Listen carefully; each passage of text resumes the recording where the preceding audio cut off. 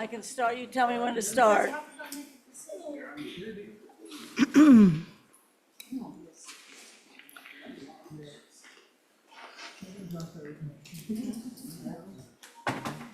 Good morning. Good morning.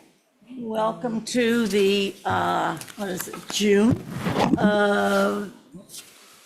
Finance Committee meeting for Cincinnati School Board. My name is Eve Bolton. I'm a board member, and we're going to welcome everyone that's here. We're going to go around the horn and have everybody introduce themselves, and then we'll get right to our start and be moving right along. We have a very important agenda today and great conversation to be had, and hopefully some conclusions and recommendations along the way will be the product of today's efforts, which represent many, many, many months of work by the people in this room particularly. So we'll start down there if we could. Hi, my name is Michelle Dunn. I'm with the Cincinnati Federation of Teachers. Good morning. Good morning. Hi, I'm Nan Hagan. I'm the State and Federal Programs Manager in the Treasurer's Office. Hi, I'm Pamela Williams, the Director of Transportation. Good morning, I'm Cody Hutchins, Contract Analyst. Shauna Murphy, Superintendent. Kendra Matt, Board Member. Jim Crossett, Board Member. Julie Sellers, President, Cincinnati Federation of Teachers. Treasurer. Liz Martin, Assistant Treasurer and Controller. Kevin Ashley, Director of Financial Reporting and Transparency. Good morning, Lauren Haverkost, Chief Audit Executive. Dan Hoying, General Counsel. Phyllis Davis, Board's Administrative Assistant. And Robert Wilson, Technician. And if you'd like to speak during the speaking of the public section at the end of the meeting, please click the hand icon. We will invite you over and ask your name and association to the district. Thank you. Rob, thank you for that information, and thanks for the setup today.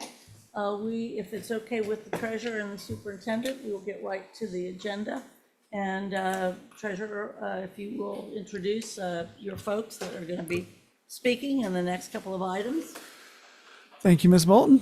We're going to start with our monthly financial reports. Tried to do a quick run through that to get to the other business. So I will turn it over to Mr. Ashley to go through our monthly financials.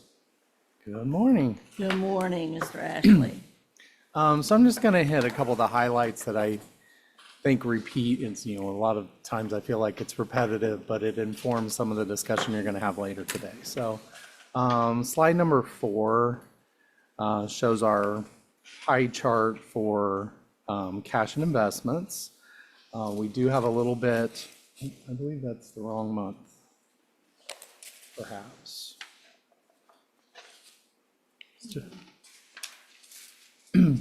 Anyway. It's okay, just tell us That'd be about it. good.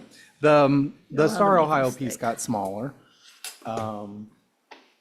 As we, again, we have the 2 low points during the year, December, January being the lowest of the low. One thing we did find out this week, and it's not just Hamilton County, but all counties are kind of dealing with the property tax reform issues. And so property tax advances last year started on July 1. They're going to be delayed to at least July 17th, possibly later. I think the due dates may stay the same, but the mailing of the bills may be a little bit later. One challenge we'll have this year, we have 3 payrolls in July. Yeah. So if we're not getting those advances till mid to late July, we're looking at cash flow issues to address in that time frame.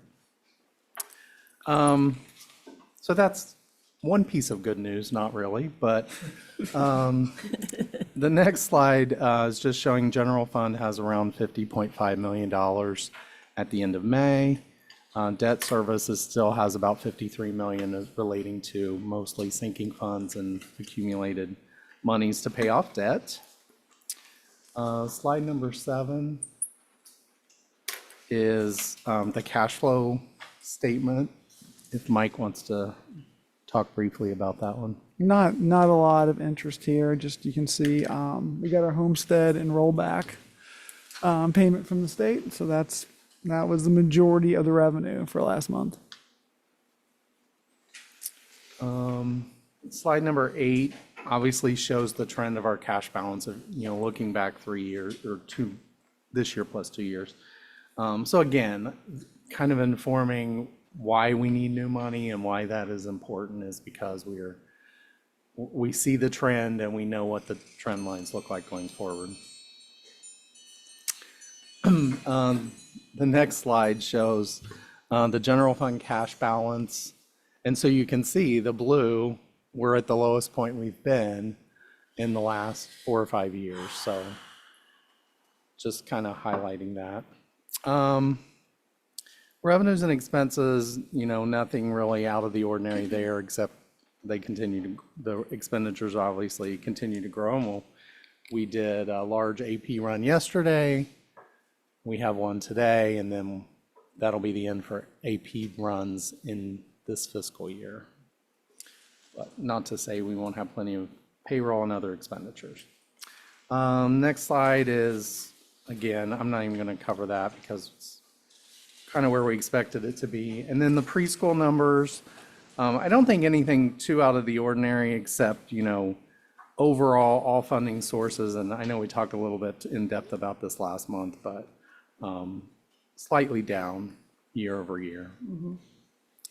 The tuition number was pretty much leveled out through most of the year. And then I think that's all I really need to say about that as far as the regular monthly financials.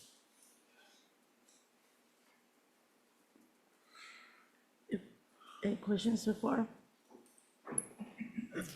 So we'll, Just one question. Yeah. On the one slide that I helped work with Mike to create, number 7. Near the bottom, there's a line item described net increase, decrease in cash. We're down, it's a minus 9 million year to date.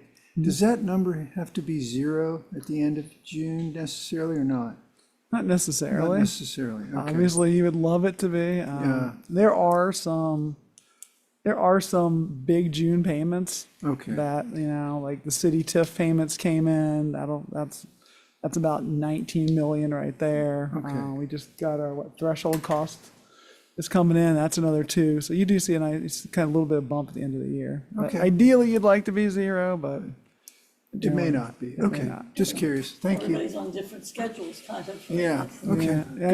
I mean, really, the struggle I think is, we're managing both a budget. So you have a budget, we're trying to stay under that budget number. Also trying to manage cash. I think the thing I like about these reports is that you get a picture of both in a couple of slides. But yeah, I mean, we're already looking at, if we have to cash in some of our longer term investments, in July, as part in order to get through till the tax advances come in. We already communicated out for our investment group and made sure we have some liquidity there. So. Thank you. Well, just, Julie, on the, if I could, thanks for that footnote on the preschool chart too, because initially it looks like we're doing less preschool, but you're explaining it by the last dollar in and whatever, so I think that's helpful. Those kinds of charts will be useful when we're talking in terms of any presentation to the levy. Julie? I have 2 questions. One is, this TIF payment for June of 19 million, is that a once a year payment or is that twice a year payment? It's twice a year. So both about the same? Yeah, I mean, usually, so it's based on tax collections, right? And generally, the kind of early year tax collections are a little higher. So the January tax bills collections are a little higher because some people pay the whole year at once. I mean, no one I know, but some people do. Some people pay their entire. So it's usually about 53 to 47 or so. So yeah, but it's right in there, and it's right at kind of where we were expecting. And then secondly, in July, there's 3 payroll periods. I thought that would What- get your attention for What sure. is the cost for the entire payroll for one payroll period? So depending on when, so July is a little July's not a great one because all of your a lot of your year-round folks aren't working, so you don't get that. I mean, we generally budget about $11 million of payroll. And then payroll liabilities are probably another 1.5. 1.5. So, 1.5 million. yeah, but yeah, That's for pensions and things. but yeah, you're looking at just the base out the door payroll is about 11 million. When schools now like I said, it'll drop in the summer, because a lot of your school year folks aren't getting Subs and paid. all of that. Yeah, and just like your ASME folks don't have level pay, your paras, those sort of folks aren't. And that probably doesn't include the state teachers portion because that comes out of our foundation. We started that last year. So the STR, all of the state pensions? is The that for all of SERS, them? the SERS we SERS actually we have. remit. So that's the cash. We see that on the cash side. But the STRS, they deduct it from our state revenue. And that's a choice the district made. Most districts do it that way. But what we used to do in the past is we would, wire the money. And so I'm pretty sure the numbers Mike's quoting don't include that as Yeah, well. it's actually a lot cleaner to let it be part of the foundation. Yeah, it's one less payment you have to worry about missing or We still record the full revenue. yeah. So that doesn't change, but then we memo the expense. And since that was more recently that we started doing that, do we like continuing to do that? Is it helpful or bad or good or no real difference? I think it's helpful. Okay. It's a little less work for everyone involved in that process. Into and- that. Yeah, I'm into that. Yeah, I don't want Julie calling me because STRS didn't get their check. And I would. She would, so. Okay. Other questions, comments? Thanks, Mr. Ashley. Appreciate it. I miss hearing all the explanations that we usually get, but I know you're under the time frame today because of what we have to try to get accomplished. But thank you very much. Thanks for the report. Mr. Treasurer, ready for the next? Next, Ms. Haygood and the state and federal grants update. All right. All right, I will try to keep it short as Kevin's example did. Here are our overall results of all of our state and federal spending for May. As you can see, it did shoot up quite a bit to 75%, so we're well ahead of our 62% goal. Based on just the activity that's been going on, we're trying to get invoices paid out. Obviously, payrolls are catching up, and again, my team, likes to believe that we have some influence over these results, but obviously it reflects all the work of all of the budget managers, AP, payroll, everybody. Take some that's- credit for this. It's all right. Yes, so we're not the ones actually spending the money, but we're encouraging that spend. So that's great, again, to just be spending the money the way that we're supposed to spend it. Next slide. And here are the totals, again, in both categories, we're well above our target. This month, we are still participating in some monitoring reviews for a couple of the grants, including Stronger Connections, which wraps up this year. That grant has gone away, and so we're doing the final spin down. The new comprehensive literacy grant was doing monitoring this year. Stronger Connections is a Title IV grant. It's very similar to our Title IV funds, but has specific focus, and that has not been reviewed by the state or federal government. We're also working on our final revisions for this year as we're getting our totals, and of course, like everyone else, budget planning for next year. There's no questions? Questions? No one? All right, next slide. I do. Okay. Sure. So as it relates to grants, and I know that we've placed a strong emphasis on CTE, and it's been kind of common, theme that we are leaving money on the table. Has there been an exploration as to how we can retrieve more of those funds and going into this upcoming year? As far as leaving funds unspent? Yes. Yeah, actually, if you'll go to the next slide, part of my commentary on this was going to relate to that directly. That has been a kind of a common pattern in the past, not only of just having, large amounts of carryover, but in certain cases, having funds forfeited.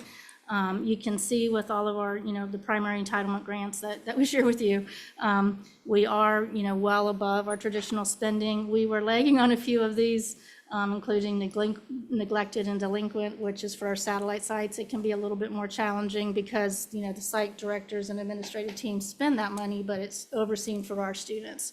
So we've put a large focus on that. I did add the note on here. We talked about our ESEA consolidated monitoring review at the last meeting.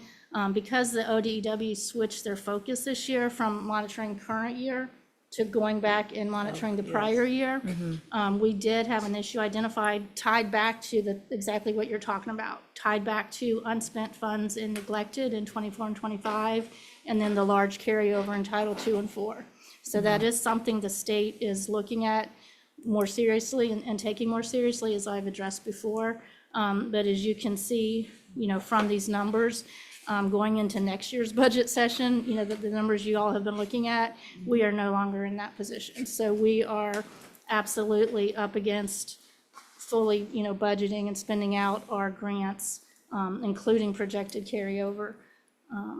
And I did want to give a little bit of a shout out. Last month, I shouted out some of our team, for the great spending we're seeing in the non-public and in ECE because Vera was here. And so, one of our team members, Jamin Torn, has worked with these specific grants in the last couple of years, worked with the site managers, with the new principal running that program. So we've got new staff in those programs. That's had a huge impact. We've got a new, budget manager running those programs. That's really jumped in. So a lot of things have just been happening across the district to make sure that doesn't happen. And we do not expect to have any forfeitures or unswept funds. Sometimes it can be a challenge in the grants such as non-competitive and EOEC that don't have carryover. Because in those grants, if you don't spend every penny, there's no chance to redeem it. So we focus on those especially to make sure that we, find enough charges to allocate. Perkins is the same way. Perkins doesn't have carryover, but there's obviously a huge need for CTE spending. So we always make sure we identify valid charges to fully spend that out. Same thing with Stronger Connections. We're identifying enough charges to make sure we don't, give any money back to the federal government. Okay, and so I guess from an administrative lens, like from Superintendent Murphy, from your area of focus, can you speak to how there will be efforts not only from, from this department, but from the administrative lens to make sure that there isn't carryover or the funds aren't delinquent? I know that in your networks, you talked about career coordinator. Is that with this in mind, or what is your I guess your direction to make sure that we're not seeing any delinquent or carryover funds from CTE as well? Assistant Superintendent Sierra Badgett has been meeting with Nan all year to make sure we're where we need to be, and then we don't give up any funds. The career coordinators is more focused on students. If you recall, the shadow opportunities, the group tours, getting the internships with the goal of paid internships and more connection directly to industry, totally separate from this conversation. Okay, thank you. Other questions?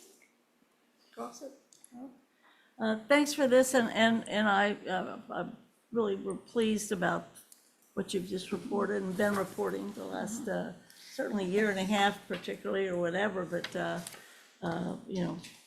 It's definitely a very topical event. I do have one more slide. please do.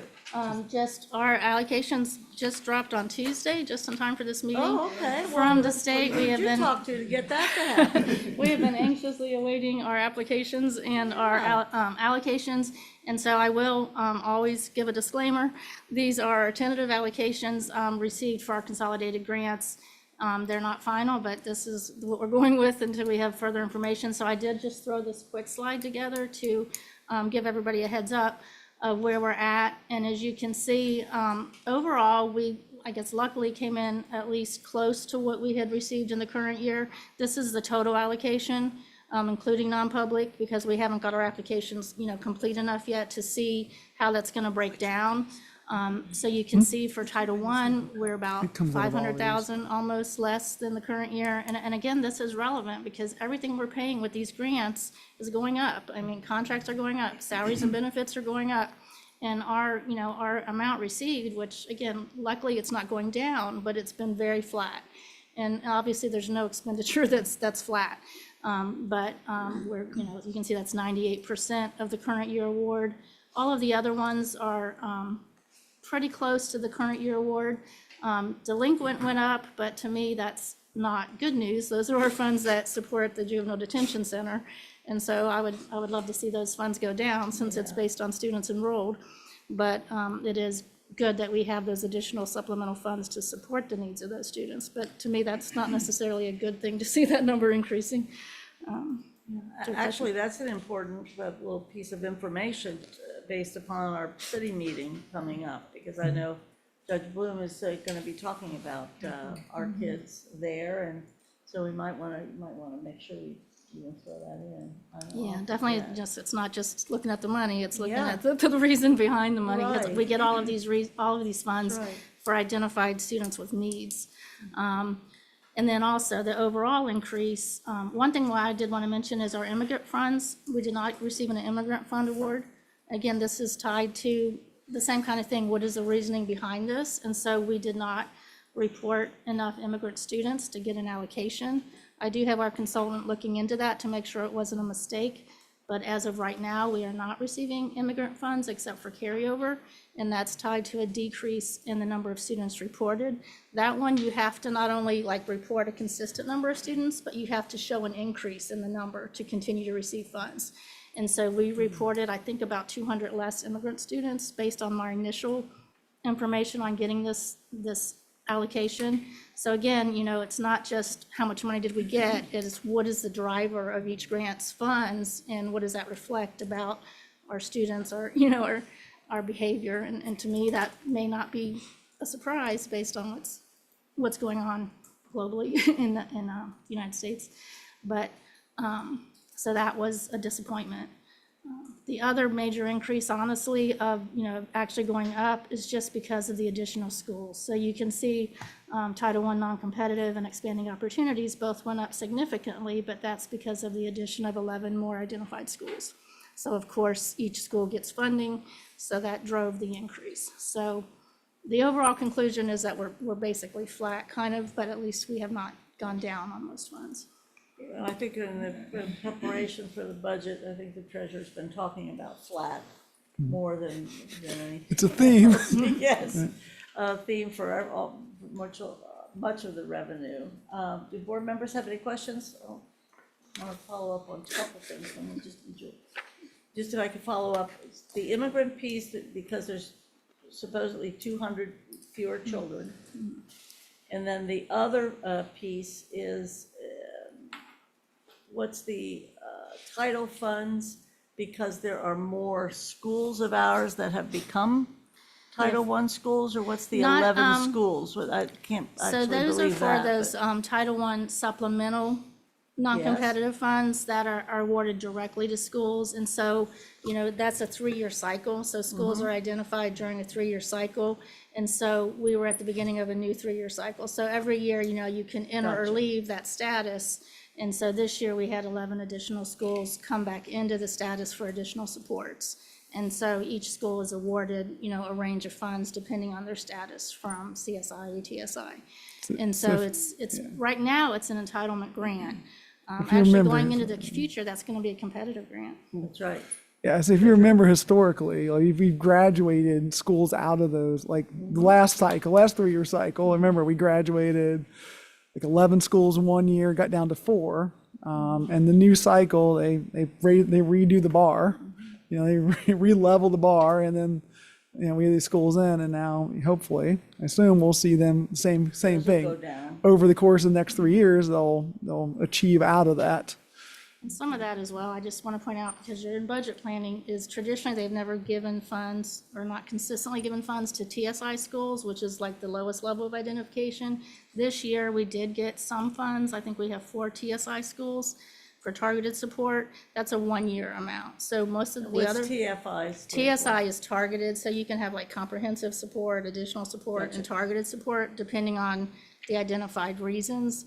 And so, like, they get a smaller allocation because their issues are not as high of a level. But, again, we've been told that they will get these funds for the current year, but they're not guaranteed for the full 3-year period. The other schools, whole for the most cycle. part, we can count on them still receiving the funds for 3 years. So, again, just to indicate that we always have to be watching these funds and planning our activities according to if we're going to keep getting them or not, like immigrant, that we need to think about the future, not just focus on, necessarily year by year. You'll go to Julie?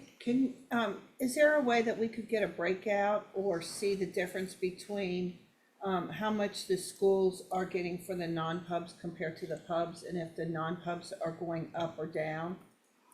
Comparison, can you filter that out? Yeah, so if you, the details are always attached by grant. If you go back to the slide with the Link. with the graph, the monthly summary does break down. There's a link to the monthly summary. It does show you by grant how much the non-publics versus the public Yeah. gets. Okay, thank you. So that's a I'll look at spreadsheet. that. Now, for this year, until we get all of our student eligibility data into the app and it calculates it by itself, we don't know. Because I was So- just wondering if the vouchers are having an impact on their entitled dollars.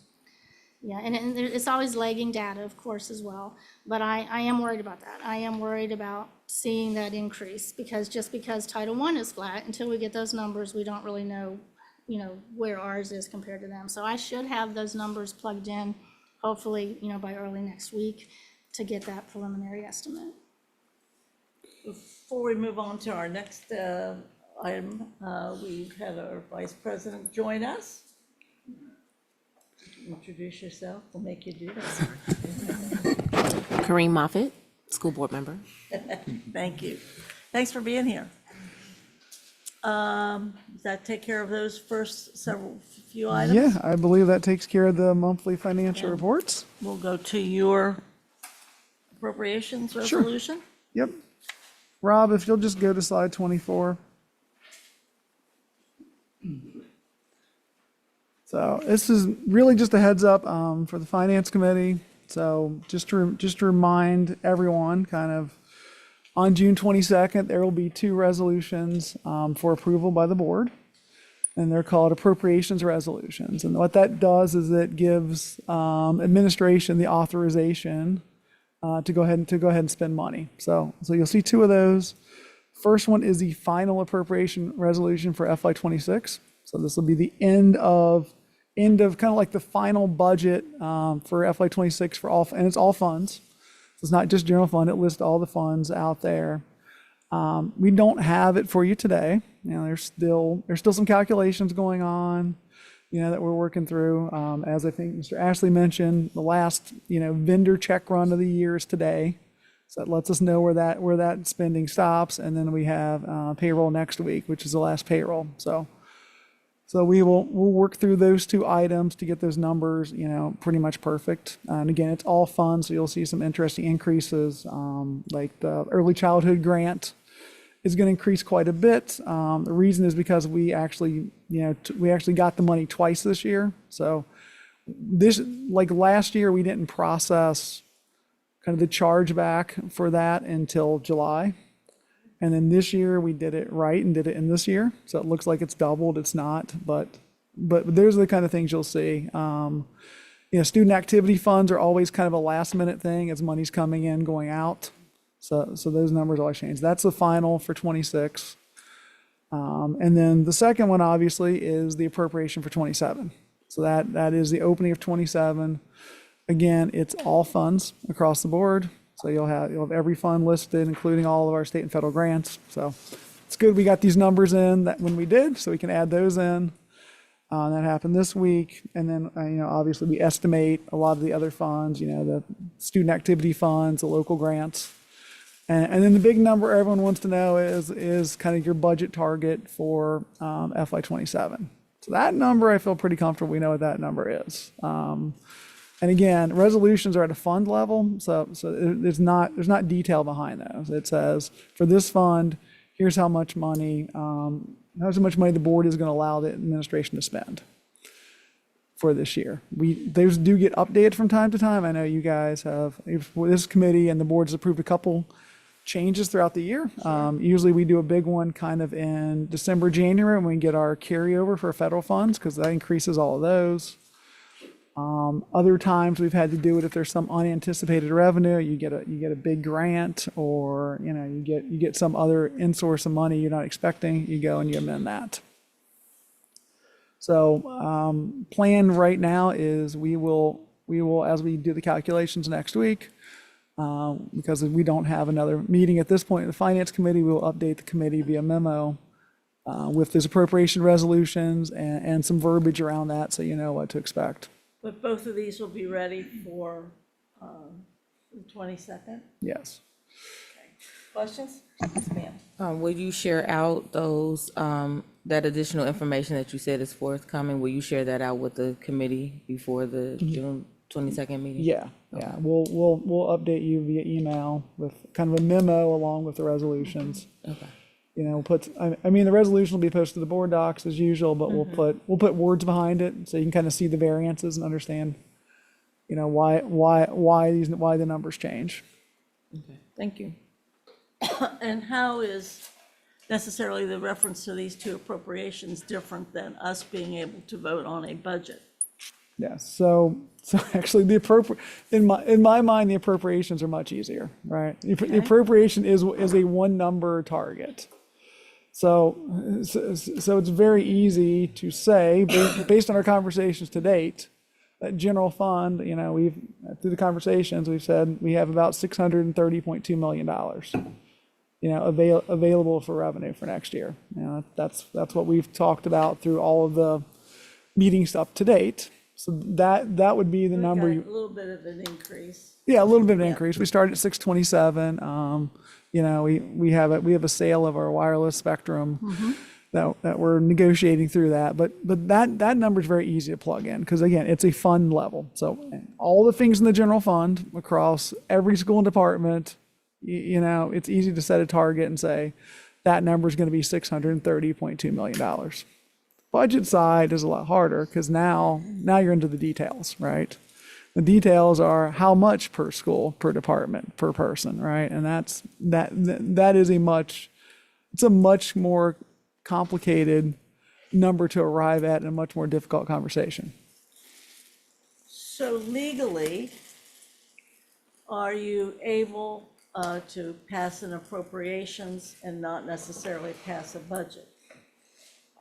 Legally, you have to pass an appropriation of some sort. You have no choice, or the district You have to do that. the district ceases to function. So traditionally, you could pass an appropriation and not a budget. You could also pass a temporary appropriation, which we've done a couple times, which kind of also lives without a final budget. Historically, if we don't have agreement on a budget, you pass a temporary appropriation for 90 days, and then the board and the administration continues to work on getting the budget done. So problem with passing an appropriation without a budget is it makes it very hard for the administration to know what to do, right? Because expenses are coming in every day, every minute, and you're kind of in this gray area. You can live in the gray area for a little bit, but understand that you can't live there for too long because, if you're spending more than what you're going to have, the longer it takes to make those decisions, the less flexibility you have. Yes, please. So for my clarity and my understanding, this is not necessarily saying that we will need a temporary, an extension or an appropriation, because it's the anticipation that we're going to pass the budget by the 22nd, but this is just to finalize the spending for June, and it still kind of gives us leadway in the event that the budget wasn't passed, but ultimately the goal is the budget will still be passed by June. Am I tracking with you? Yes, Okay. yes. The final is kind of a paperwork thing. We know how much we spent. Yeah. It has to be filed to keep us legal. The new appropriation, same thing. In order for us to write one check, either payroll or AP. We have to have an approved appropriations resolution. It has to go to the county budget commission. They meeting on the 30th, right? They'll meet on the 30th to approve it. They it's not like it's not something that's a lot of debate. They just needs to be filed. It just needs to be filed. This isn't like a You have to. yeah, but it has to be filed. You can file it. You can file a temporary or a permanent. Honestly, if you know what the end number of the budget is, you can do the full appropriation. I think the temporary appropriation, though, kind of keeps the pressure on that we have to make the budget and the appropriation match. And I think historically that's one of the things the district's done. Okay. We all hate temporary appropriations, I think. And we've all worked very hard to not do that this year. Yes. For very Right. good reasons, because we've got a huge decision about levy and whatever as well. And certainly we've been working through at least 3 years but, kicking kind of experience to get all the budgets in and done and legal, so to speak. So we would anticipate appropriations resolutions, at Yes. least 2 of those. And then is there going to superintendent treasurer, would there then be a budget resolution as well? Does it work that way? Is there a document that actually is produced and voted on? I mean, I'm unsure about that myself, but I think a budget needs to be passed for just the accountability of nobody but the board members Yes, after the time.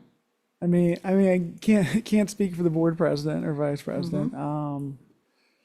Traditionally, there's been a separate budget vote, separate from the appropriations resolutions. And traditionally, we have provided the board with some documents behind Yeah, that. And one of those is it's- kind of by school and by department and Yes. has the dollar amounts for each. And the public sees that. For each, and it's publicly available. Last year, we did FTEs and dollar amounts, and it was, a very, very nice report that's grouped, so.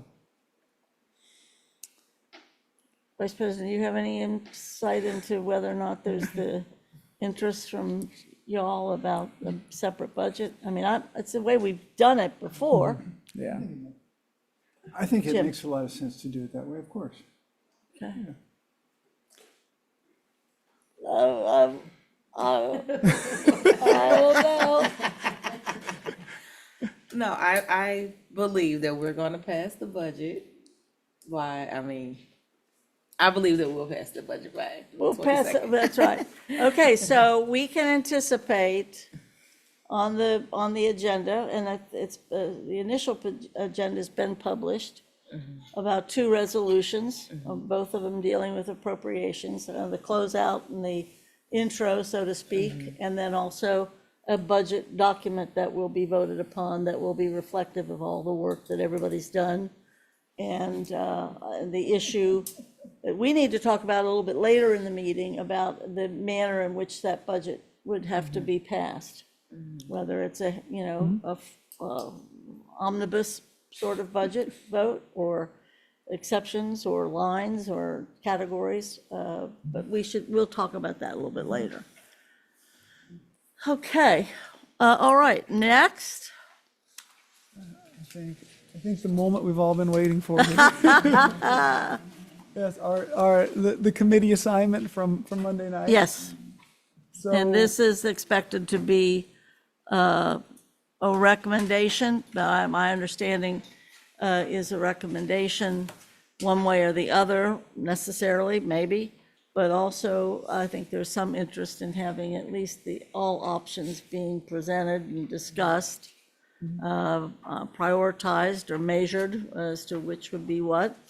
So if you'll work us through this, much of this we've done for the last couple of months or a few months, but if you'll work us through the levy piece, do any board members have any particular introductory issues that they want to make sure are dealt with, or shall we as we go? Okay, all right, as we go. Okay, Rob, if you go to the next slide. So, yeah, I'm not going to rehash Monday night's presentation. I think that was all pretty fresh in our minds.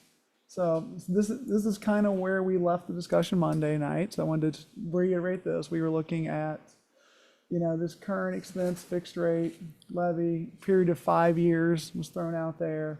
And 2 different millage options were thrown out there. So from there, if you'll keep going, Rob, I did want to add some additional information though, just for the board's and the public's knowledge. So there was a lot of discussion about income tax. So wanted to take a minute to just reiterate kind of the details around school district income tax.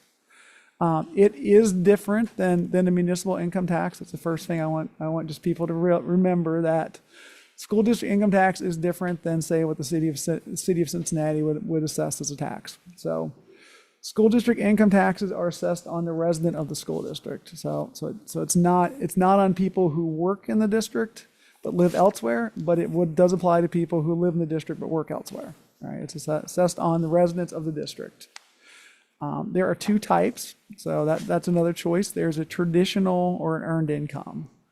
The traditional school income tax, is based directly off of your state kind of 1040. So when you file your state taxes, whatever your income is there, that's the income that the person is taxed on. Earned income is kind of like it says, it's really W-2 wages and those sort of things. It's not going to tax retirement benefits. It's not going to tax, investment income.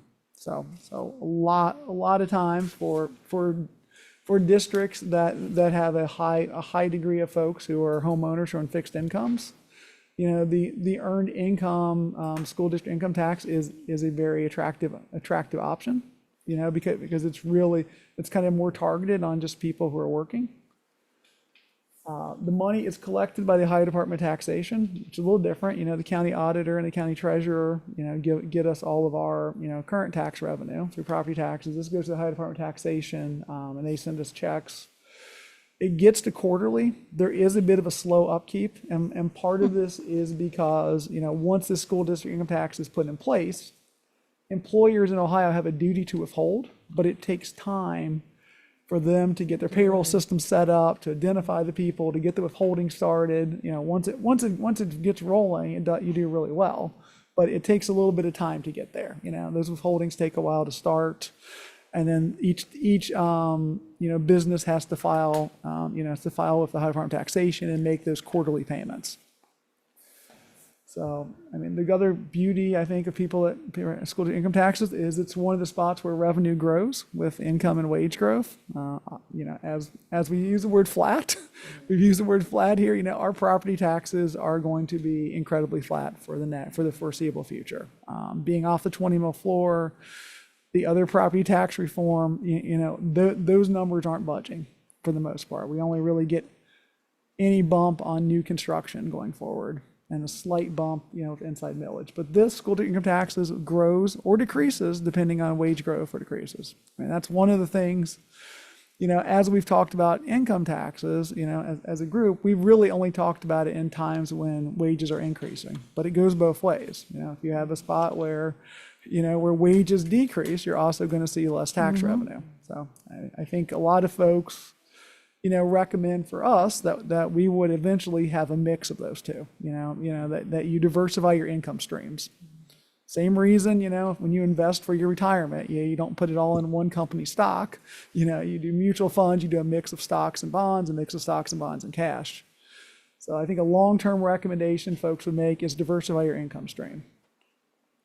And then the other thing is there is kind of a difference in your certification. If you want to go for an income tax, you have to have your number certified by both the county auditor and the Ohio Department of Taxation. Those can be done concurrently, but it's one extra step between getting from, a decision here to be on the ballot. So I think that's a quick, high level of income tax. So, but I want to put all that out there because I know it came up multiple times on Monday. Absolutely, it's an option. Questions from board members? So as you talked about, it can take some time, right, to either go through the certification process or for people to do the withholding process. Can you kind of give like just kind of like an average amount of time, or that you would anticipate for us to be able to receive those funds coming in? I'll say the certification deadline is, I think it's still 10 days like the county auditor has. So as long as we, as long as we do something on the 22nd, you still have a good amount of time. As far as bringing the funds in, I have some anecdotal stuff from other districts, other treasurers say, it takes about a year to really get completely ramped up. And the first kind of couple quarters are pretty light, and then you really start to see the money coming in. That's what I've heard from multiple folks. I don't know, Kevin, you've got a lot of friends in the same boat. Do you have any other? No, I think that's pretty much what, because they were talking about the timing of property tax versus an income Right. tax. And the thing they mentioned was income tax is more predictable, I believe, but it does take a year to kind of ramp up to that. I mean, the nice thing about property taxes is you're going to get the same amount roughly, from the first collection, that first tax bill on through the life of the levy. This is going to be low and grow, and then it'll obviously continue to grow. That's the nice thing. Other board member questions? Vice President, Jim, you good? Julie? So if the collection is through OD, the Ohio Department of Taxation, who does the certification and approval? Do we go through the county or do we go through the state before we put it on the ballot? Or you put it on the ballot? Both, actually. We like it. Yeah, yes, both. You're part of the pronoun we. You're part of the royal we. That's right. But yeah, both actually. So the county certifies, the county does a certification, the Ohio Department of Taxation does a certification. And they have to because they're certifying the percentage. So while the county auditor can tell you how many mills, and how much that'll raise in tax revenue, Ohio Department of Taxation is going to say, if you want this amount of revenue, it's going to be this percent that then you would put on the ballot. Does that answer you? And then for the other one on slide 26, it's the 6.11 mil or the 8.53. What do they generate for taxes? We'll get there. Oh, okay. Yeah, we'll get there. Other questions or comments? General Counsel, Dan, did you have anything?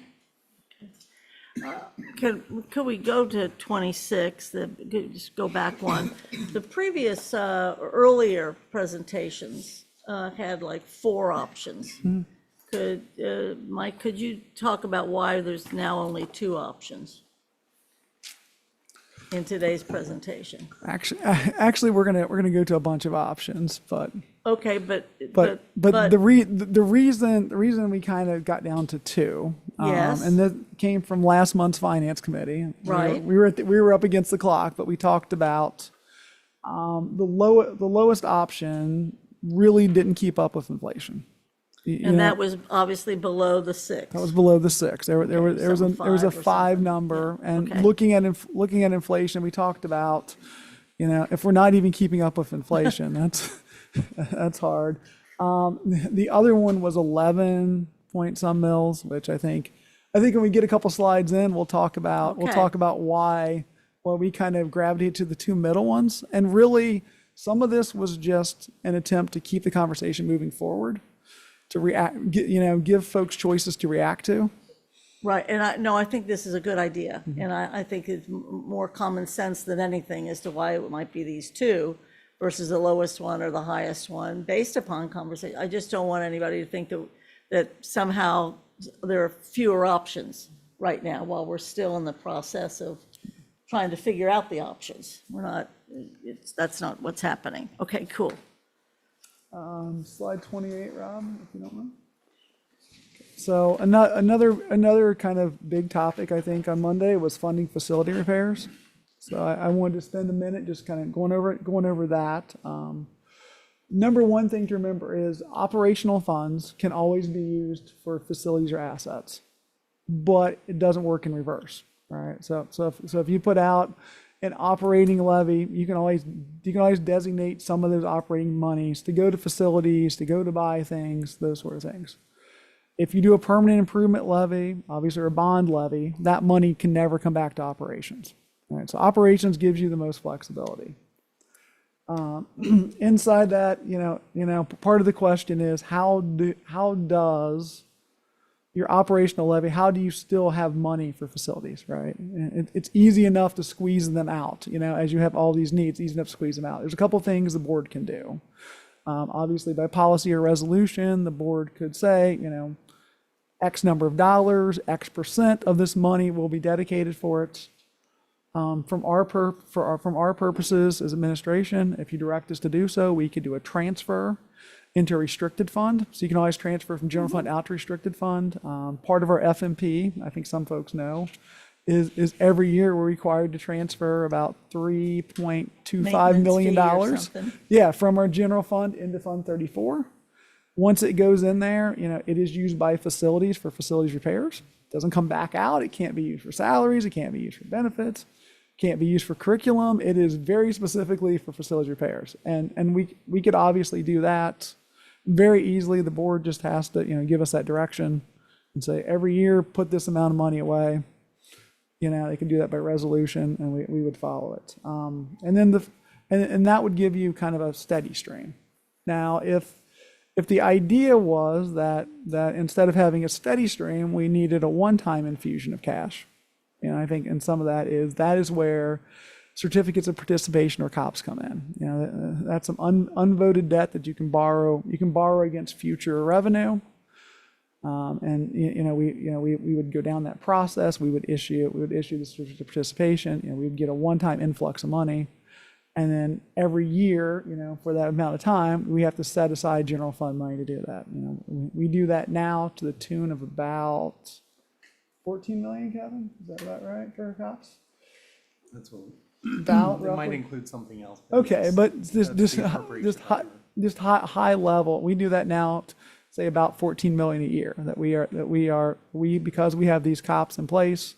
We know we have a debt payment that has to be made every year from general fund. It's one of the first things we approve in the budget. It's in that legal requirement section of the budget that we always approve. There's an amount in there for transfers, and that's kind of how we do it. So I think the overall point is, with an operational levy, there's still opportunities to do facilities things.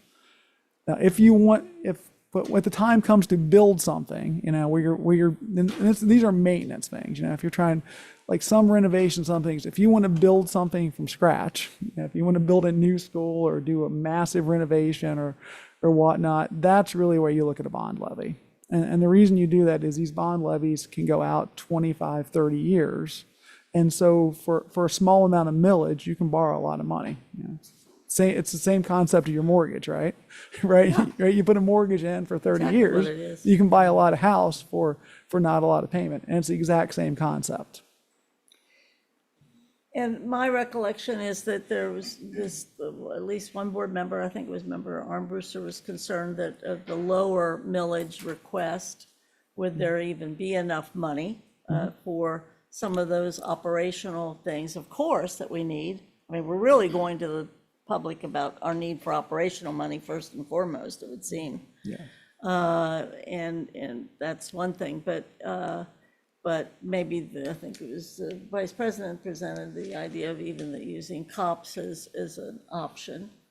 So you almost, if you were doing kind of either of these two lower ones, maybe it would necessitate the COPS, but not for making the big addition or the brand new building, the Heinold property, or not the expanding the seats at Walnut with a new building or something. It's instead, it would be some of these emergency kinds of things that would need to be done, right? It's roofs and HVAC systems and other sort of things that aren't very sexy, but are absolutely critical. I thought of a sexy one though, that Okay. we wouldn't want to wait for a few years to do. And it would be if we needed to do some facilities work because of a CTE.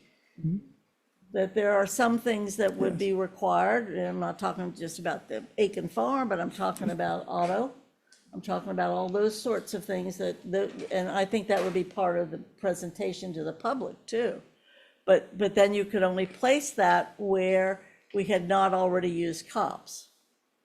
correct? Am I remembering this correctly? Yes, and we have a. And we have our list, We have whatever. a list there, you're basically you're basically using your buildings as collateral, and so you have to, it's kind of a purchase lease back thing, but. But I thought that one could be, instead of, well, this is because we need new windows. I've got to tell you, people are not fired up about new windows. They're not. I need new windows, okay, at my house. But those are the things we need, emergency, safe things, maintenance stuff to save the preserve the facility. Safety, But you could expansion, You could throw in some bunch or some CTE requirements if it required equipment. Especially in existing facilities, right? Yes, not a new facility, but adding if on we're adding some refurbishing. automotive bays, or we're adding, some other, centers, I think that's. Just a thought, Vice President? So I have a question, which is part of why I came, because I wanted to ask the committee. When I talked about COPS, I was thinking about what you mentioned, diversifying your potential revenue streams. And when you mention upgrade of buildings, would we be able to utilize COPS for, as an example, like solar panels to our buildings, which would eventually generate revenue if we were able to sell some of that power back? It might be a huge expense, but it will potentially generate us revenue if we could sell some of that power back, or that electricity, things like that are recyclable type. And I'm thinking revenue generation. Yeah. I wasn't thinking necessarily about CTE, but I was thinking about things that we could invest in that would have a large initial cost, but could potentially pay over time. Or Would would it be COPS savings? Yeah. And that's what I was thinking about. Could we upgrade, if we have to upgrade a roof, can we just upgrade the roof, and I'm saying this simply, put some solar panels on there, and then we'll be able to not only upgrade the roof, but generate that revenue. Would COPS be something that you could use that for? I think this is where you start to kind of like, we call it like braiding funds together. Like you could use, and some of this could be, use COPS to put the base roof layer on, right? And there are programs that help fund solar panels, so that might be a different loan to fund the solar panels over time, and you pay some of that back for utility savings. And there's a lot of like financing vehicles you might braid together to get to that point, including COPS. But there also may be other, we have a lot of, what are those things called? The energy efficiency bonds? We have a lot of those from the past. They did a long time ago. Energy conservation bonds, like we use those. It's a similar concept. Those are bonds that would have to be voted on? Or Those were no? unvoted too. They were. Yeah, I think they were pretty much, you were borrowing through the state, weren't you? Yeah, like the state had a So I'm program not at one sure how point and said, robust those programs are, if they're even available. and the federal Why? government from time to time has programs where like they're federally backed bonds. Right. Sure. That for specific, so you might use a local funds to, hey, put the first roof layer on so that doesn't leak, and it's got a good base, and then you do a federal bond or some other thing, again unvoted, but or some notes to then go to pay to put the solar panels on, and then you use your utility savings or your sellback to pay that off, and then once that's paid off, now it's all revenue. That's what I was thinking Yeah. of when I suggested the COPS. I was thinking of ways that we could have an initial investment of money that we either voted on or not, but that we can eventually have that make us money, so that we're maybe 5 years down the line, we're not in this dire of a situation. So I don't know if that's a thing that the committee can talk about, but that's what I was thinking, is can we use our resources to invest in either COPS or I don't know what else, but to make money. And then the operational piece was significant, but. Well, I can see where the committee could come up with the idea that, put into the stew, so to speak, the COPS piece, especially if that would help garner another vote or two on the levy for the board, how we would use the COPS. I don't think would have to be necessarily for our particular recommendation, but we could list the options for which we could use COPS, so to speak, whether or we don't have to make a decision today about how it would be, but it's a reasonable option. Do we know To about list how it. much we would be able to get in COPS? I know we have the buildings piece, but like what would be an approximation from X number to X number? Since we have buildings already kind of encumbered, right? It's like half of our buildings used are to- not yeah. available to cops anymore. I used to know this. If you bought for $1 million of cash, how much money we can borrow. I've lost that out of my mind. Obviously, I can get that information. But Sure. we used to have like a quick, but Oh, yeah. also interest rates have changed quite a bit since, it's prevailing interest rates. Jim? Yeah, if we do COPS, which is basically borrowing money, we would have to have allocate money in the budget to service that debt, which we don't have in our budget right now. So that would be a change to the budget to accommodate that debt, correct? Correct. Yep. Yeah. Yeah. So I mean, I think the concept is if we say we're going to get $50 million of new money, say the levy generates $50 million of new money. If we say let's put 10 of that into something, you can generate a good amount of money, making $10 million annual payments or even $5 million annual payments for going forward. Yeah. Yes. Yeah. Help me out. Not on doing something about the facilities, but that money could also be used to fund the cop borrowing. Yeah, I think it's part of it is, and this is why our facilities team has kind And my of understanding doing is a the review. facilities, the superintendent might help me out this, my understanding is the facilities group is kind of reviewing which is now a 3-year-old plan. That would have needed to be updated anyway, so, yeah, Assistant Superintendent Badgett and Mr. Walton, Mr. Boyd, they're going back through what you've seen a few times over the years. Okay. I mean, the one thing about cops that pops in my mind is you have to use the money fairly quickly. So, and it doesn't mean you can't do multiple issues, but They're little.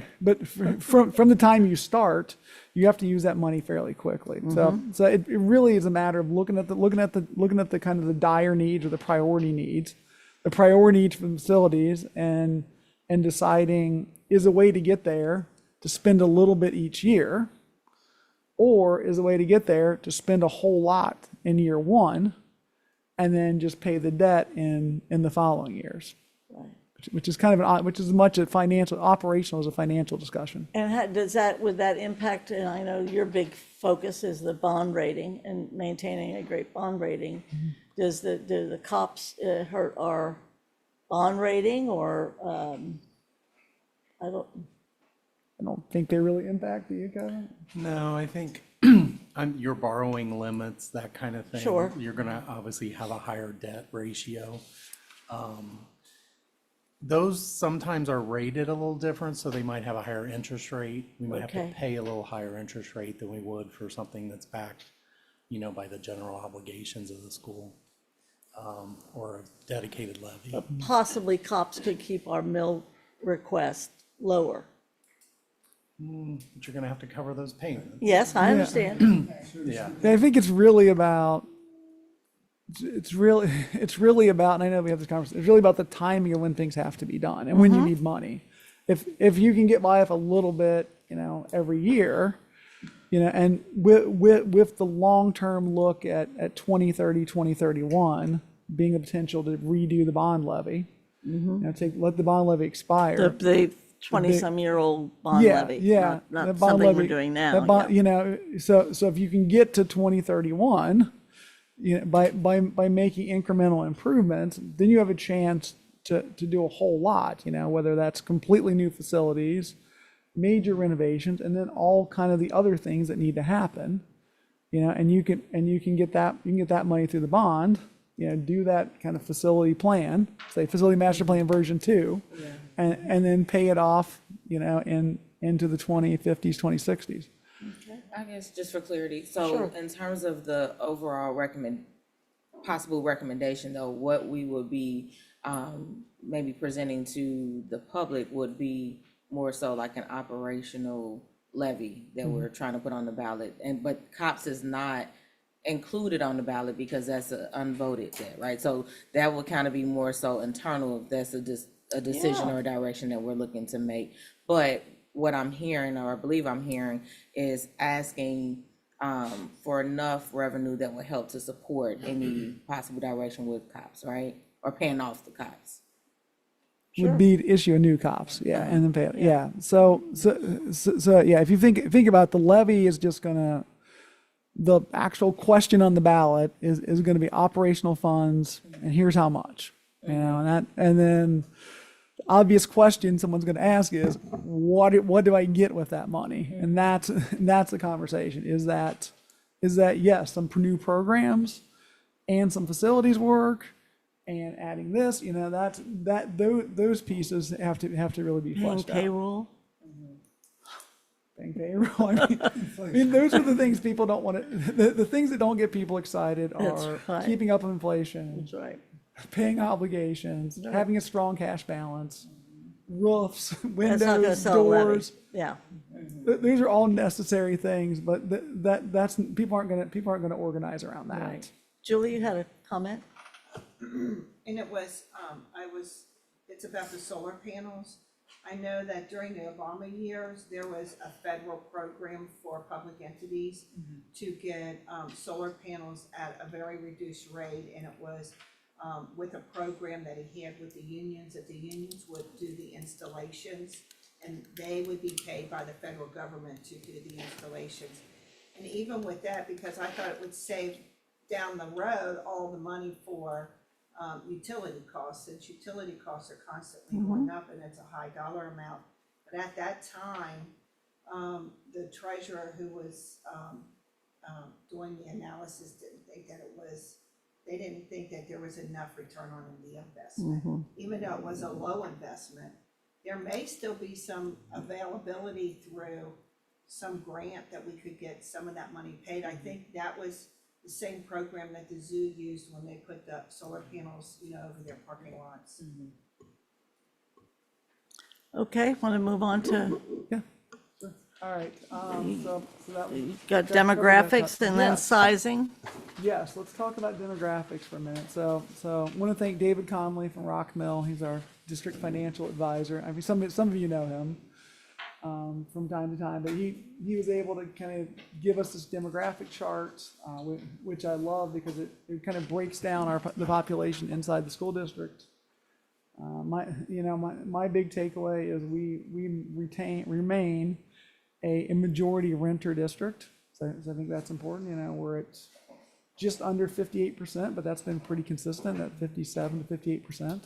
I think that's important as we talk about property tax versus income tax. That's an important number to keep track of, as well as median population, average household size, median home value, those sort of things. So. Okay. Okay. And is your analysis that would, our demographics would make income tax harder to pass or less hard to pass? Harder. I will leave the political There you prognostication go. to the politicians. I heard indirectly that you were also a political science major, if I, Not indirectly. somewhere before, It is verifiable. directly, It is yes. verifiable, but I don't know, you might have to be raising your hand on that one, but. I understand the role of the treasurer is not to be. That's right. You know your lane, right? Know your lane. No, I think that we are blessed with the voting population that we have, particularly inside the city. When you get out to the other third of our district, it gets a little tough. But we're blessed, and indeed renters do indirectly pay when there is more taxes for property owners, but it is indirect. Income tax starts to be something different, but also on the flip side, those folks that are old like me and you're on a fixed income or whatever, the property tax is getting harder and harder. And that is one of the things that you hear wherever we go. Any board member will tell you that. But I I think think these that demographics are I important think to that look at. last line is important. Yes, tell us more Percentage about of that. Percentage of voting age residents with social security income. There you So- go. So to go to your part about the fixed income demographics, it's 30% of, some districts are higher, some districts are lower, so it's just something to remember. And I know each of you gets a lot of feedback. Gets a lot of feedback on this from your constituents, so just kind of keeping the big picture numbers in mind. I appreciate this being in here.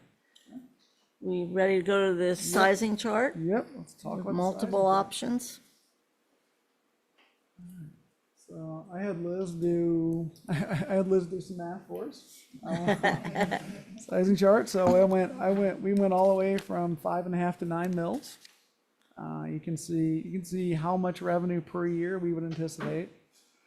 Obviously, the county auditor will give us an official number, but these are our guesses. And then below that, you see homeowner impact per year at each of the different home values. And we get 4 options there. We have the median and the average home value.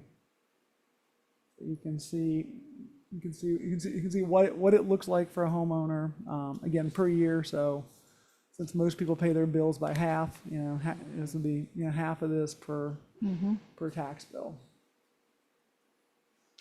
Do you want to add, Liz?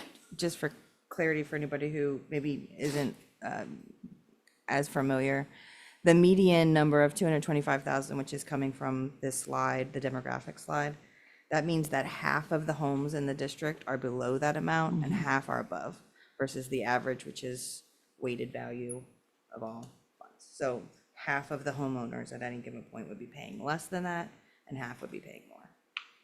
Let's call that out. Board members? Trying to go back to the initial recommendation. Oh, yeah, back a couple slides. Yeah. 26.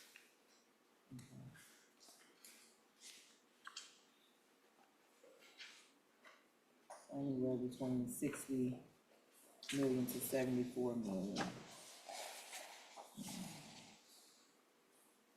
Or 78.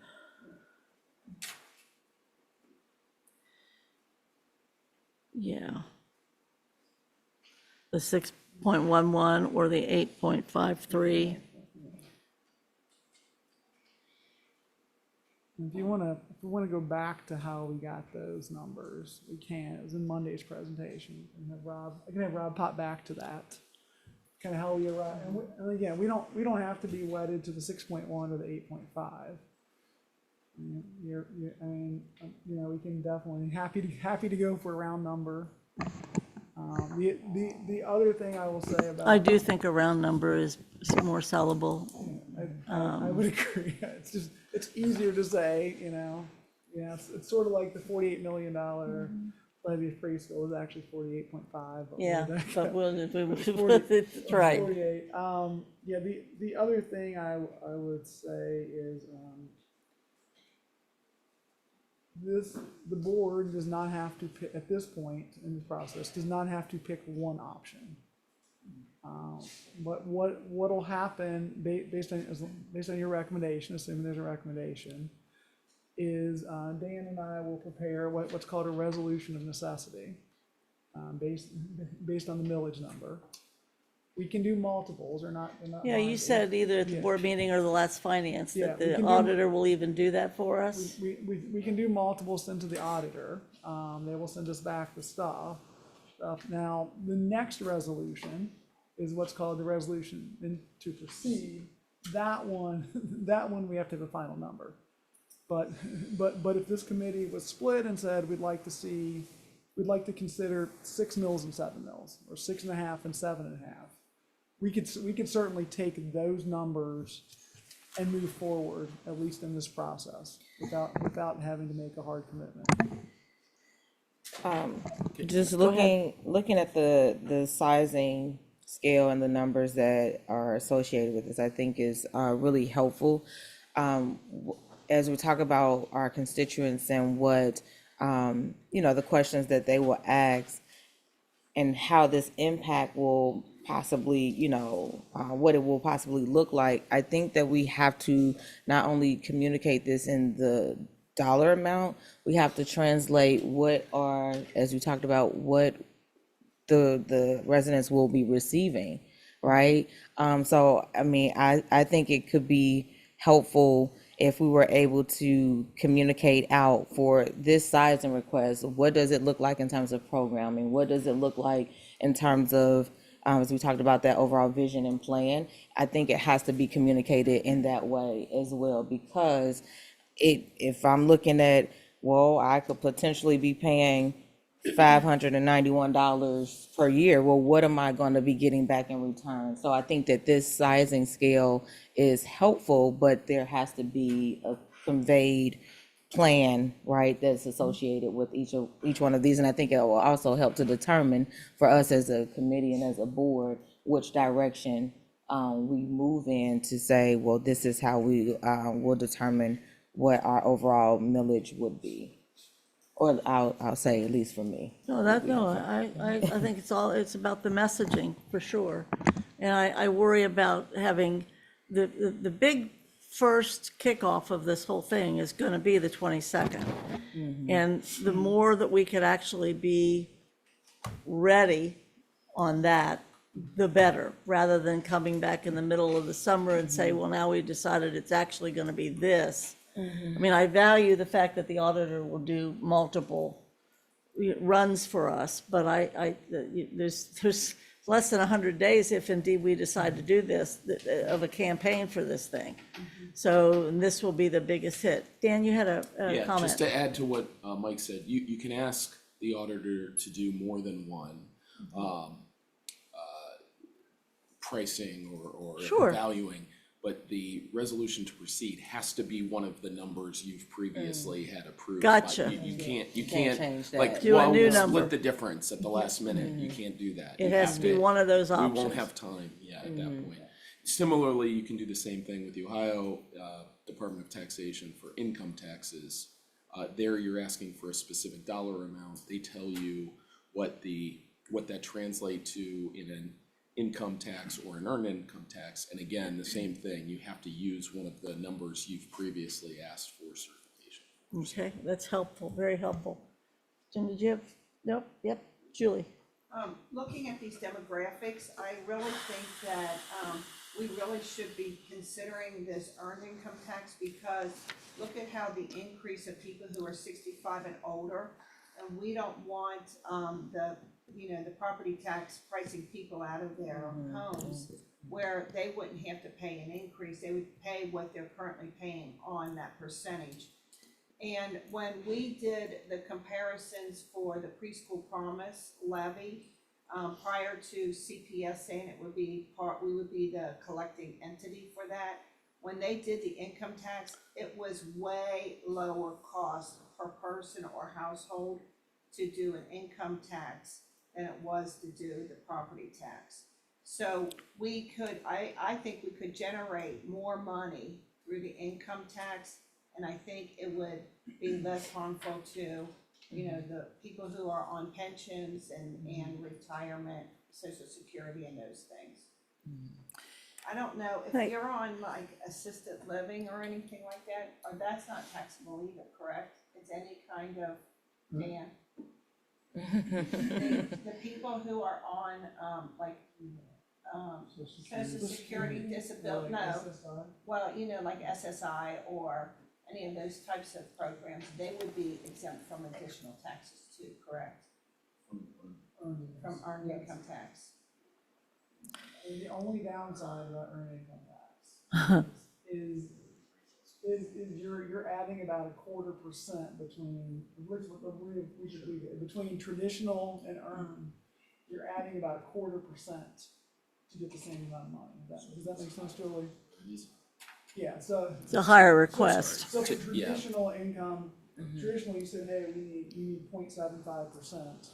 Switch to get the same amount of earned. Now you're at 1%. To generate the same amount of money. It's a percent, it's a 0.25%. About. It's about roughly, if you look at the difference between the two. I'll just speak politically, from a standpoint of income tax, with the limited amount of time that we have to sell this. And I think it is 6 dozen, whatever, and 6 of another. You figure out which constituency you're trying to win over or not lose. Income tax is a big deal because that's different. And the state hasn't said no to that. The state has told us that what we've normally done is no longer allowable.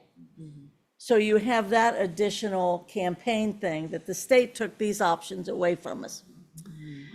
I think we have to be on income tax eventually. I do, but I don't know if this is just individually. I think I've said this before. I think there's too little time to sell the big idea. But the other piece is, I want to go back to why we have this 5-year thing. Could you explain the length piece? Because I'm seeing on this chart 5 years. Why 5 years? Sure. It kind of came together through our discussions. So you can go for different lengths. You can go for 1 year, a 5 year, continuing. Obviously, no one's going to do a 1 year. The amount of work it takes to pass it doesn't make it worth to do 1 year. Traditionally, this board has not been in favor of continuing levies. I think they are much harder to pass because you're asking people from So now. this is not a continuing levy. You're asking people from now till the end of time to have a levy out there. Obviously it can be renewed. But you can put a levy on for continuing and it never gets renewed. It never comes back on the ballot. No, we never see it. That Yes. makes it.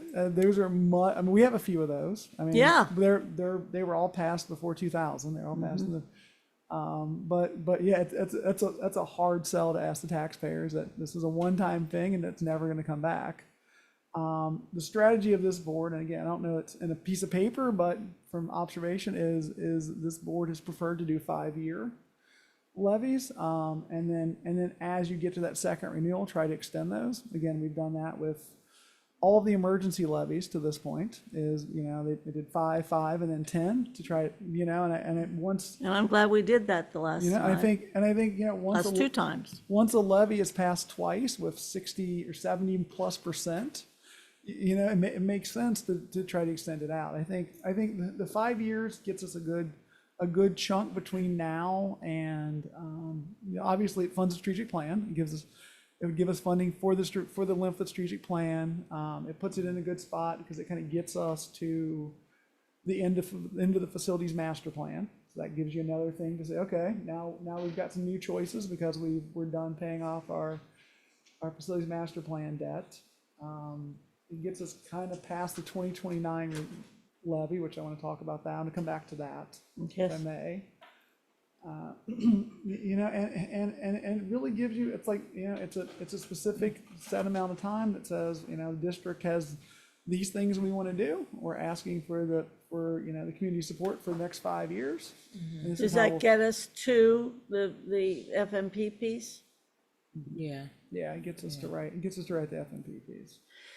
If we were to go for, the next 2 times we could go would be this November and spring of next year and fall of next year. Yes.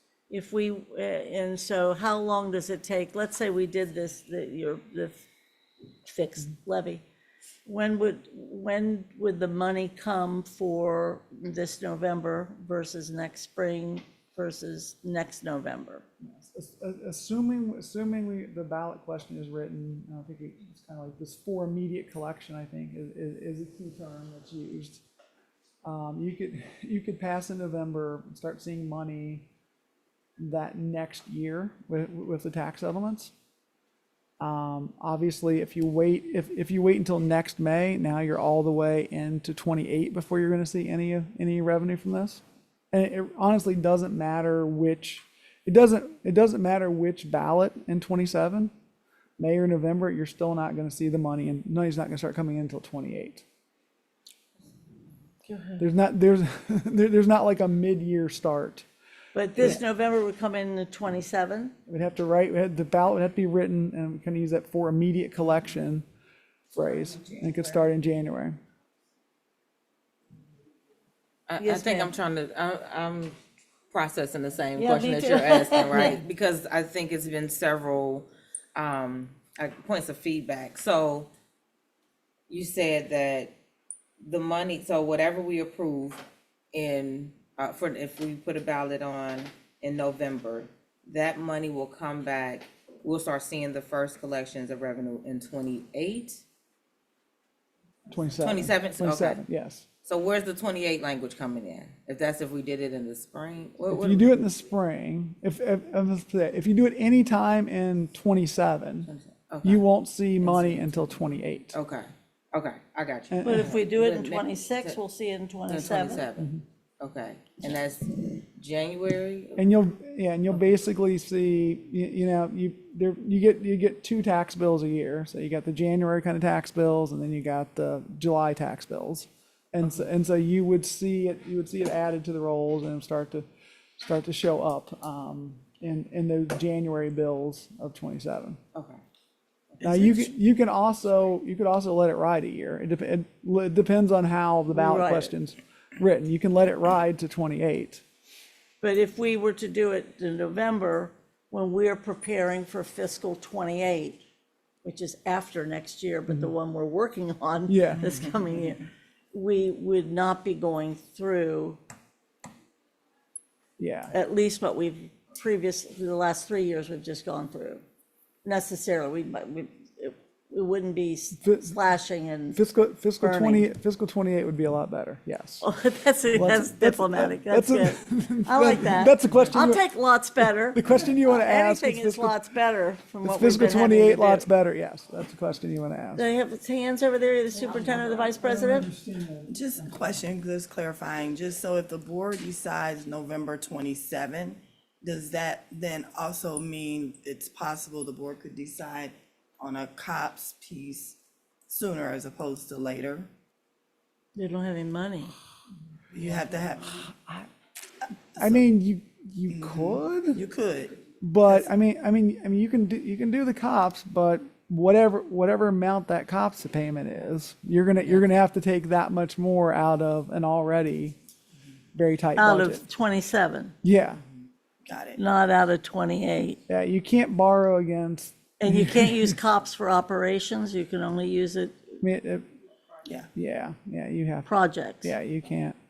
I just, the final thing I Vice wanted to say President. though is that if it's possible to get there, just keep in mind with the CTE piece, for example, we wanted to do cosmetology. Yeah. That approval is delayed because they said we have to have the lab That's right. in place to be approved, to be able to do that credentialing. So, and same thing for automotive, so. I think that's what I was trying to, when you said nothing sexy about this or that, I thought that CTE could be sexy and actually sell to the population. I mean, the folks want CTE. Yeah, Vice President. Yeah. So I guess I'd like for clarification, and then I do have a question. Cool. You said that if we were to pass a levy in November, we would be able to collect those funds based upon how it's written in January. Is that right? Yeah. Why could we not have the same verbiage for a May ballot to collect in July or June? This is not the way the law works. Okay, so it's a legal issue. It's not necessarily a nice Because issue. your tax years are calendar years. And Okay, so, I got you. and so in Well, that May, makes you would put it on for the next tax year. Oh, gotcha. Yeah. Well, we were wondering about that. 'Cause that makes sense. So, and I just want to share. The recommendation is becoming clearer and clearer. Because I was like, Mike, just write the language the same way. We want it tomorrow. And I just have to say that I did ask people when, unfortunately, we had the campaign most recently, and people were extremely concerned about their property taxes. Absolutely. And I'm going to have to agree with President Sellers that I heard very clearly they would like a more equitable distribution of that. I love the fact that it doesn't impact our seniors that are a lot of our voters that come out, even in times of low voting times. This particular election may be great, but we have to pay attention to who's there. And I think it just would hit more people. Renters, it does trickle down, but it's not the same. Increases in rent don't necessarily equate to renters paying their contribution. I am curious, and I just lost my train of thought. So I'll ask it again. It'll come but- to you. Oh, the 1 year that See? you said that it takes to collect on income tax. Is that for 1 year of it to be in full throttle, or we will see a benefit within the 12 months? It's not like it's not gonna come in at all. It's just that the full benefit may not be recognized except for 1 year. Is that It's correct? it's kind of the ramp up period. Okay, right? and It takes time to ramp up. Eventually you get even, as people Yeah. have to file their taxes, but. Yeah, that makes sense. And then can you project the longitudinal benefit versus income tax versus property tax? So what I'm asking is, from year 0 to year 5, income tax will have generated on average this much versus property tax, which is stagnant and potentially going to just be that amount. I would think, and I think I heard you say, we could potentially get more. The economy may change. I mean, when you're talking about 3-4 years, we may have a different administration, we may have different things that will benefit us. And I think we have to look more longitudinally than just this moment because of our economy. Now, my last question is, if we did an income tax now, would that prevent us from doing something, not the cops, something additional later? Like, we have stagnated levies before 1-2 years. We could do an additional, like a property tax levy again, right? You can always ask for other things. You could do a permanent improvement, you could do a property tax, you could do a lot of We could things. do bond, not the bond, the facilities. Yeah, you could do a bond levy, you could go and ask to increase the income tax percent. I mean, there are a lot of options, obviously. Obviously, all your options stay open. Okay. Ideally, I mean, it's predicting the 5 year is tough because you're really asking, economically, how many people are going to live in the school district over the next 5 years, and will their wages continue to go up?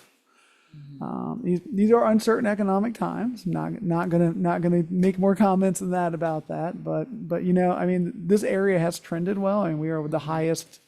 And it's showed up in our bond rating kind of reviews is, we're one of the fastest growing areas in the Midwest.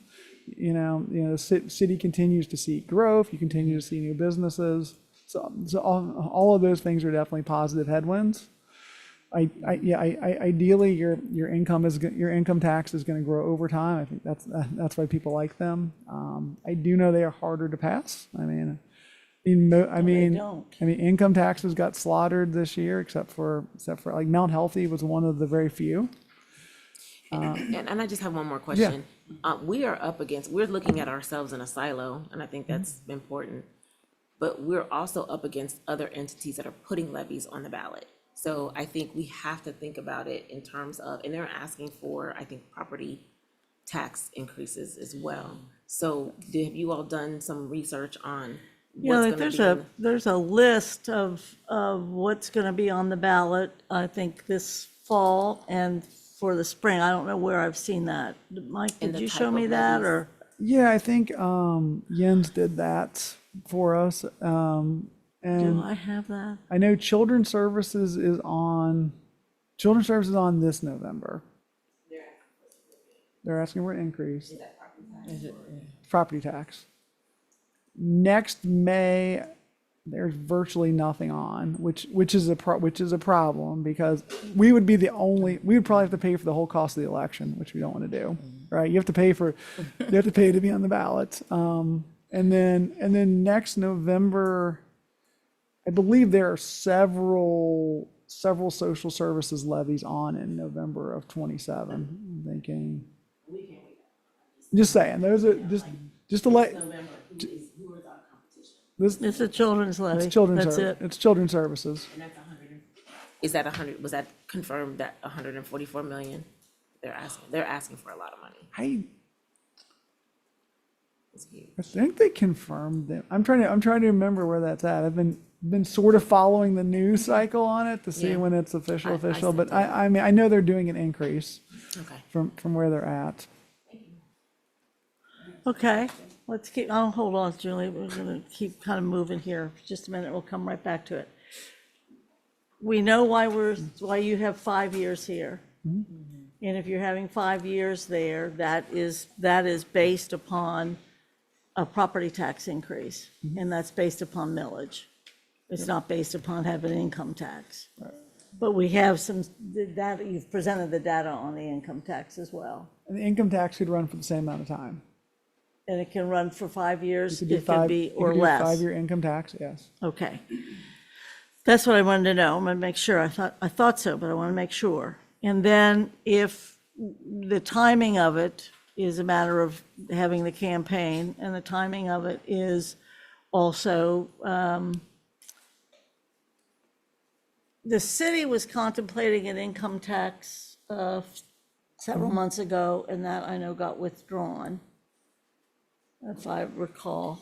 And we haven't heard it was, anything yeah, I think it was withdrawn largely because, well, first of all, they're not necessarily in best position to be asking. All things considered, they've had a rough year, but who hasn't? But also, if my recollection is that the business community was not particularly interested in the city having an income tax. Do we know where the business community is about us asking for an income tax? I don't think anyone's asked specifically about an income tax. Okay, and that might be something to think about asking.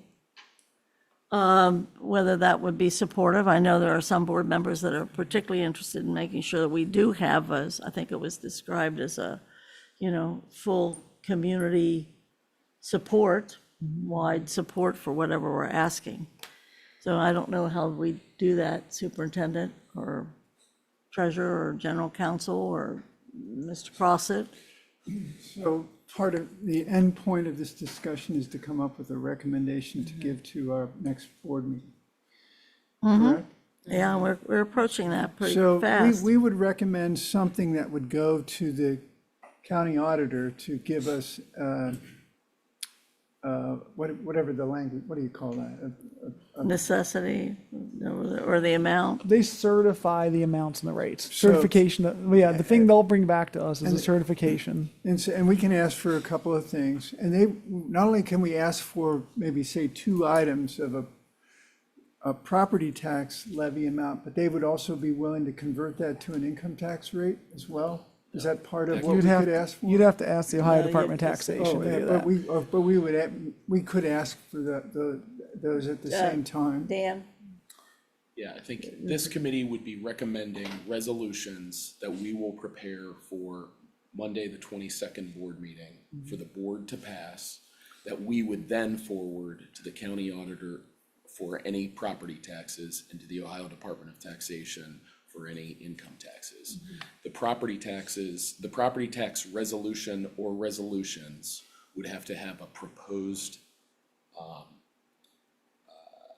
amount, millage that they would then size for us and return for passage in a July board meeting. Any income tax resolution would have to have the amount you want to raise, as well as whether you want it to be an income tax or an earned income tax. So we're asking the committee to direct us to prepare resolutions Right. that would be available for the The board to resolution was pass at on the June beginning of the 22nd. meeting. Go ahead, sir. So we don't have to figure out the tax rate.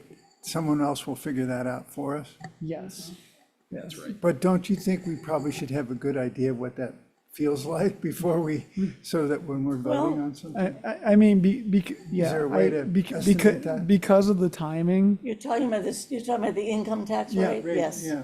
Yeah, Hey, folks, Rob, if you go to the Monday presentation, under sizing scenarios, if you get into those slides, there is one more, I think. Go one more slide.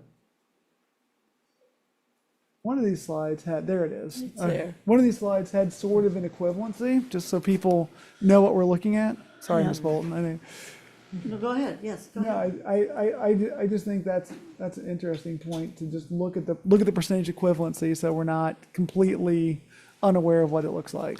And so whatever we send in, whatever we vote on in June and we send in, we have up until the August 4th meeting to finalize what we want to do, whether it's an income tax and how much, what the rate is, or whether it's a property tax and what the millage is. We don't have to lock into that. We're just creating options with what we decide and to vote on in June. Is that correct? Yeah, nothing that's voted on the 22nd locks the district into anything. Except Except for going and getting the It certification. locks in our options. It does lock. it locks in the Gives options. us options. Yes, that's true. It locks in your options. But then, yeah, but you can, you could get the certifications back and the board could say, we're not doing this, and nothing happens from that point forward. So it's interesting to me, I've heard, and I'm in my own collection of data in the Sure. community, whether an income tax or property tax. I am concerned about trying to go with an income tax in that with the short window of time, can we get the electorate to support that? Because it's so new. I'm a little worried about that, which was your comment, Chairman Bolton. I get it that the property tax, we got a lot of seniors that are getting to be house poor, essentially. They can't afford the real, stop that, Eve. Anyway, so I get that that's a trade-off, but at least we can create the option and have maybe some experts help us study whether or not, which one of those might be the better route.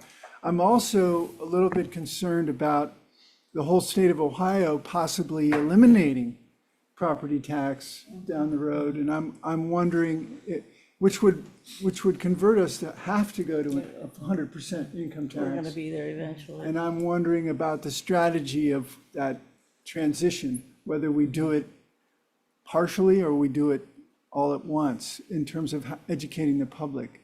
I'm a little concerned about doing it partially and then, but if we stick, but I don't know. I mean, those are just things to think about, but those are things that we can continue to talk about and evaluate if we just create the options for ourselves now. Yeah, I mean, I would say Is that the right way to frame this? I think that's good. If the property tax abolishment amendment would pass, which isn't going to be on the ballot this year, but could be on the ballot next year. Dodge that bullet. I mean, that forces every political entity in the state of Ohio to have to adjust. It's not just us. It's everyone has to do something. I would also say I not want to get one on the books too. right. Get before they get kill one it. in early before. Yeah. So you're just adding to it. I mean, That's so bad. That's a good point. There was a scenario. I thought, how horrible would it be to go through all the effort of getting a property tax levy passed in November, and then also have the abolishment amendment passed at the same time. Yeah. And so you did all that work, and you'd never be able to collect it. So that was an idea. I would just say one thing to think about, just to put it out there in the world is come 2029, we have an emergency levy that will expire. It cannot be renewed as an emergency levy. That is not an option. We can put it back on as a fixed sum levy for 5 years. This is a 10-year levy, so it's coming off 10 years. We can put it back on as a fixed sum levy for 5 years. We can put it back on as a traditional property tax levy. Or I would suggest that might be the time to try to convert it to an income tax. What I have seen successful income tax levies that I've seen, and there's a couple of them, is that the district was able to convert to say this levy stops and we're adding an income tax, and it's not a new request, it's a shift, and it still does the same, still kind of gives the same benefit, but instead of saying we're going for we're adding a bunch of new requests, we're just stopping a property tax that's going to expire anyway, and asking to start an income tax. And it has the same thing. It's shifting it's shifting the burden more to the people working and less off of the homeowners, but it's done as kind of a net neutral thing, right, rather than adding on an add-on. So just a thought. Well, I think that's important. That's the way you kind of talked about it Monday night. You think in terms of 3 levies. You were talking in terms of the November 26th, let's say, or whatever this would be. Yeah. Then the next one's the 29, and then the next one is what? Probably you could do the bond in 30 or 31, either one of those. Because part of the thing with the bond is you want to get it in place before the one levy expires. Yes. So it's just kind of a straight gap. Gotcha. The other thing I will say that Mr. Hoying has not said yet is people in Cincinnati does have the lowest kind of municipal tax rate of any city around here, of any large city in the state. Oh, absolutely. So that is probably, if you're doing a pros cons, And that's that's probably why you the put. Chamber of Commerce is going to tell us they're not interested in us having an income tax. I'm just going to tell you that right now. You had a question, comment? What I'm hearing you say is give the residents ultimately an opportunity to adjust to the change, right? So we know that change is difficult, right? But this is something that instead of introducing something immediately, right, that we haven't had a chance to really kind of communicate out, give them an opportunity to be more informed about the benefits of an income tax levy in 29, which again will also be replacing or that levy that will be coming into an end or expiring in 29, right? I think that's a really good way to think about it. Like if we do a traditional property tax, the conversation that has to be had between now and then is what is the district going to do with these funds? Right? That's a conversation because people understand people understand what their property taxes look like. So it's one conversation is what's the district going to do new with these funds? What are you as a taxpayer getting from this investment? If it's an income tax, I think you're going to have 2 messages. Message 1 is how does this income tax work? Because like you said, this is a new idea for folks. So you're going to spend a lot of efforts just explaining that concept. You know, does this get taxed? Does it, as Julie and I were over here talking about, does it apply to this? Does it apply to that? If I win a bunch of money at the casino, does that get taxed? If I, if I have a rental property, does my rental income get taxed? We'll spend a lot of time working through those questions as well as trying to sell the vision or the benefit. This is rough though. This is, Well, and There's nothing easy It's been a about this. while since it's been 10 years since we asked for new money. And people have just gone through, us having 3 budget cycles where we've had to cut and cut and cut. I'll say this about the recommendation, whatever we do, I think we should do it this November. That's why I have an opinion about doing it this November. yeah.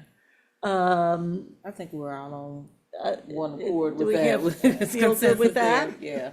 All right, so Okay, we're so we building got a one, yeah, just recommendation, the tape. taking notes. We know we need the money. Check It's just that. the tape. We're So, gonna disagree on okay, the so tape. just to get it started, that we're gonna ask in November. We have, I'm sure there's still need for the board to perhaps discuss income tax as a whole board versus property tax. I'm interested for the property piece, I'm interested in a fixed amount, fixed year. I do believe whether it's income tax or property, that it should be for 5 years, because I'm aiming at that FMP. And know that we have the 29 coming up. And if we're able to ask for an income tax for a limited number of years versus down the road, that either tax should be for 5 years because of these other things we've got coming. Whether it's our 3rd century or whether it's 29 or FMP 3031, 2031, whatever. what percentage is the issue regarding income tax? And what millage is the property tax piece? What's everybody's best guess, best thought? When do you start twitching, at what number? Jim? I like the presentation of the two options. I think those would be the two options we should go to the county auditor with. One keeps up with inflation, one gives us extra money. I think the extra money one actually has more appeal to me because of the strategic plan. If we want to fund the street, we saw on our last board meeting a preliminary or an update of the strategic plan, and everything I saw in there was going to cost more money. Every single Expand this, thing. build this, grow this. There wasn't, that's why I think we should at least have the option to keep up with inflation, but to ask for more money would be a way to help fund the strategic plan, would be my guess. So I don't know, I think giving those two options and asking for the income tax options as well. on That would those. generate the same amount of More money, revenue. Right, and I agree with 5 year, and I agree with the fixed dollar amount for the 5 years, because that gets us to the end of the FMP. Yeah. I agree with those parameters. That's where I'm leaning as far as a recommendation. I do think that one thing that's gonna be really critical is, I would love to see, for the November levy, if we can get as many groups to support that levy as possible. And I think getting the business community support for that is going to be critical. Now, the Greater Cincinnati Foundation did help us fund the strategic plan, and some of the big money behind that funding is from some big Cincinnati corporations. I think it was Kroger and Fifth Third might have been the two big ones. And so I think there's a possibility that we can get the business community behind this, because they've invested in the plan. And if we, I don't want to wait another Income tax year. one? Either, I don't care about how we raise the money. I think just I care about how we raise the money, but getting their support. You think it will be there either way because of the investment that they've already made to They support told the us and it's city no, connected? but they'll tell us yes. Well, For an income tax? they may come back and say it's only the property tax that they support or something, but I think that's going to be a key element of getting this levy passed, is going to be the business community. Financially, for sure. And I think that, I know we've got, in our last board meeting, Board Member Lindy, Board Member Matt read a memo from Board Member Lindy. I think we got to get a lot of discussion around that now.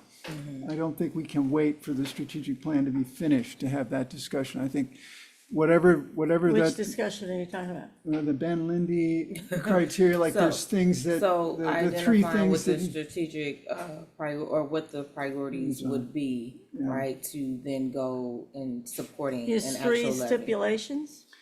I think whatever Well, the this. whole board can discuss that rather than the committee. Right, but That's- my point is not for us to discuss it, but I feel like in order to have, get the support of as many people as we can, somehow that has to be talked about and resolved. I think, I don't want to wait until August 4th, I see what you're Yeah, saying, but we don't yeah. need to address Ben's stipulations No, to passing the. no, budget. I'm just I think talking I think to about, some extent, Yeah. not necessarily just his, his focus, but I do think it raises the larger issue that we do have to have conversation about what, and as I shared before, how is this going to translate beyond just the dollar amount? Sure, Right? sure. And so I know that Superintendent Murphy has already started to, identify based off of what Bellwether has presented,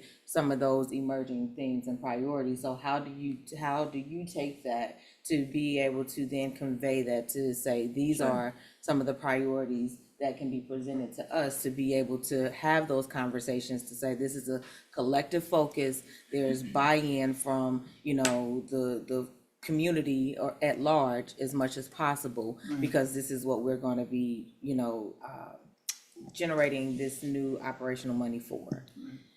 Well, prior to, oh, I'm sorry. go Well, ahead. I'm sorry, I'll buy in not only just from the business community, but CFT. too, Yeah, right? that's Everybody. what probably- that means. I don't think making CFT sign a letter of something that was any way to buy into the levy. But those priorities that we shared, just, there were 4 that were emerging from the work that's been done. Sure. So far around instruction, around our talent and support for our talent, wraparound services. I'm confident in being able to create the language and working with our comms team that's gonna help and support your point, Board Member Matt. So if we can go back, right before we got into that avenue, we were, yeah. we Building were- the recommendation. We were close to some kind of dual recommendation or options, which I think is what they need to write the resolution. And have we agreed to? We were asking in November 26th. We need to discuss with the full board whether it will be property tax or income tax. Yes, and so we'll find what the request would be for income tax or property tax to generate the same amount of revenue. We have before us the 2 options that the treasurer has presented. The one is gonna get us through inflation, the other one might have additional monies, not just for more costs that we assume, or we know are gonna happen, but maybe some money for strategic plan. I agree with let's try to. The see if we more? can- Yeah. I'll be weird and I'll say I like 7. Rob, if you want to go to slide 30 Well, I on think this it's still deck, more. where you have a lot That's more right. options. Yeah. There you go. Yeah. Yeah, there's a lot more options Is there. there you a can go 7? for. Yeah, let's look at a little bit of that, but we're getting close to what the recommendation would be, and we're gonna have to have a knockdown, drag out eventually about whether it's income tax or property, and a lot of that'll be rested on whether or not, who's gonna support that. But yes, tell us, give us the options in front of us. Sizing, we do have a 7. You can go anywhere you want there. I mean, and honestly, we can go. 7 is, we can go numerology, number. 7 is a positive number. I've always heard 8's like a magic number that makes people cringe. That's it. And- 8 is and a little bit of a honestly- twitch. Honestly, looking at most of our previous 6 levies, is very doable. If you did 6, you could almost bet this thing could pass. the other thing I will tell you, just put this out, with the new ballot language, it is very explicit about how much people will pay. Correct. Yes. They changed that. It's not going to be mills and percentage. It's going to be the owner of a Dollars per $100,000 home will pay Yeah. an extra $228 or $210 for 6 mills or $245 for 7 mills. Just so you know, it is it's not. Because they want them to It's fail. very clear. It's very clear exactly what people are paying. So They that, want them to fail. So the 6, the 7, the 8, the ballot language would reflect what the homeowner is gonna pay. yes, for every $100,000 of value, Yeah. they did leave that at least. So Yes, please. I do understand that the language has to be specific. I took it as, people want to know, they don't understand mills. They So, don't, yeah. I don't always understand mills. I I guess, just yeah. Google it. What is 2 mills? Right. But can it also say, do we control that part of the language where we could say it is X number of dollars per month in addition to? No, Okay, there- so The ballot language is not something you want to adjust. It is statutory. there is a book that is published. There's a Okay. book of questions that's published by the Yeah. Secretary of State's office. Yes. Okay. And you have to basically go to that page, take that verbatim, and then just drop in. Your worst case scenario is presenting that levy resolution to the Board of Elections 90 days before the election, and them saying, nope, this ballot language is not acceptable, try again next levy cycle. So Okay, well, then maybe our messaging needs to be That- We the can- monthly yeah. fee. And it also, I'm gonna say it again, I've said it multiple times, to Board Member Mapp's point, it needs to also say what the plan is for that I just think people are very, very strapped and they're paying attention. And we're in jest talking about 6, 7, whatever. That's a very significant amount of money for people. And I don't think it should be taken rather lightly, and it needs to have a plan attached beyond just covering our operational costs. Absolutely. And as a person that's lived through a couple of new money levies, you better have the messaging right. And you better be overcompensating for all that we've been through the last few years regarding cuts and all the things that have occurred.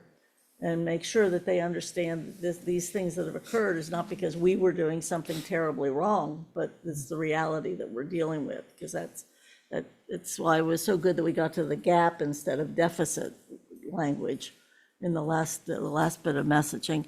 Let me ask this. I also don't like the decimal point thing. I like, just from a political standpoint, I like it being either a 6 or a 7. I do think 8 is a lot. Yeah. 6 or 7. You cannot, stop. We cannot.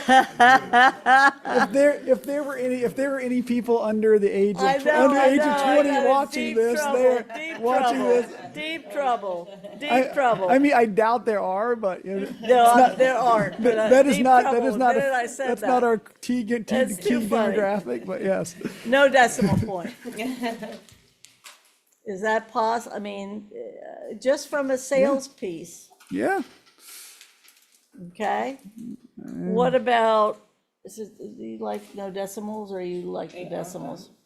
I mean, my thought is, Yes. again, just making sure that there is enough to cover what we need operationally. Yeah. In addition to having, monies available to do strategic. Yeah. New initiative, type of, areas of focus. That helps in the messaging, and it also means it will then have something to show for it. And to that point, I think with the numbers being listed on the language, right? I do think that there is that level of transparency and accountability, right? And so we are able to directly say, this is how we're going to focus on prioritizing these dollars from this level. Okay. And I will just say for the record, neither a 6 nor a 7 mill levy is going to magically make everything we're still better. gonna We're still going to have to be just as tight with our resources, Not a just as problem. smart, 100%. But it definitely allows us to launch the strategic plan, and allows us room to breathe and do what we need to do. Yeah, to move into that 29 Yeah. transitional period. Are we not, is the committee and company feeling that 6 is too low and doesn't get what we need? Tell us. Actually, that was gonna be my question, because if I'm correct, the 6.11 was keeping up with inflation, so 6 wouldn't even keep up with inflation. Right. 6, oh boy, I gotta go back to that. Sorry, Rob, you're gonna hate me. If you go back to can we just appreciate Rob for a second? If you go back to the sizing scenarios, Rob. Every day. Keep going, I'm sorry. Go to those 2 slides, the sizing scenario slides. It's in there, yeah, I'm sorry. Big money, no whammies, stop, okay. So that is, so as you look at this, scenario 4 is the one that we kind of rejected out of hand. It said there's no new initiative set asides. And the inflation rates that we put in It's even there, gonna be higher, yeah. that's a whole different thing. Like I hate to say this, but a big part of our success is going to be whether gas prices go down and whether Sure. and whether inflation starts to drop. That's I mean, that's probably true for the whole world right now. completely out of our control, but it will impact this. But yeah, 2.4 to 2.2% did not keep up with inflation. As you get into scenario 3, which is a 6.1, like, okay, you're getting 2.5% increases in salaries and benefits, 2% increase in non-personnel, which isn't going to keep up inflation, but it definitely allows you to grow. Funding about a third of the overall facilities repair plan, the total amount, but that still allows us to do a lot of probably allows us to put some automotive bays in, allows us to make a cosmetology lab. And $1 million of just new set aside, you know, so. Which so one did you just say? The three? Scenario 3. Okay. That's your 6.1. And then scenario 2 is your 8 point, I don't know, 8 point something. Thank you. That funds another 10% of the kind of estimated amount through the master plan. Puts another $1.5 million into new initiatives. Now you have $2.5 million every year that goes into new things. However, that needs to be deployed. I mean, that's, you know, however the strategic plan tells us to take that. That could be staff, it could be stuff, it could be buildings, it could be, you know, but like we don't know at this point enough, but we know like, hey, there's $2.5 million that we can directly put into something brand new, in addition to being able to increase salaries, increase non-personnel, and do a lot of the facility stuff. So just want to go back to kind of how we got those there. Yes. So if we pick 7, we're looking at maybe about 2 million in new initiatives on that sizing scale. 7's kind of between the two. Yeah. Okay. And like I always look at this and say, there's a lot of ways those big categories can change. So like when you say salaries and benefits increase 3.5%, it doesn't mean like, hey, everyone's getting a 3.5% COLA. It could mean, hey, we're hiring new staff to go do things, you know, we're changing staff around, you know, so there's a lot of ways to get there. We're paying more extended time. But to the point from Monday's meeting, using some COPS, you could use a lower number and have a higher opportunity for it to, a higher chance for it to pass. I mean, your initial, if you did if you had COPS, we would have to figure out, and this review of the facilities is very important. For the not so sexy stuff and also for the sexy stuff, you could go a lower amount and say, well, the levy is gonna help with the strategic plan, but it's not gonna help with the facilities, because the facilities money, we're gonna be laying that baby out in the 30s. And that facilities money, we're taking care of internally by increasing our debt for the facilities. I mean, you were not trying to say 3 things to the public. That this is operational, it's strategic plan, and we're doing some facility stuff. Whereas you would be saying, this is to get us through operationally, and this is funding our strategic plan. That's an easier message than 3 things that it's supposed to be doing, if we can get the money that we need for COPS, and it doesn't hurt our bond issue. Or bond rating. So remember, right now, we're funding all of our facilities work out of that middle column of non-personnel. Beautiful, yeah. Which is why, you know, we continue to feel the squeeze, because as you need, you know, $1 million for a project, we're funding that out of just our non-personnel funding. And it's So killing us. So any increase there is help. going to be better than what we're doing today. See, I think the COPS thing, of course, as we all know. I know you hate love. bullying and I know you love COPS. cops.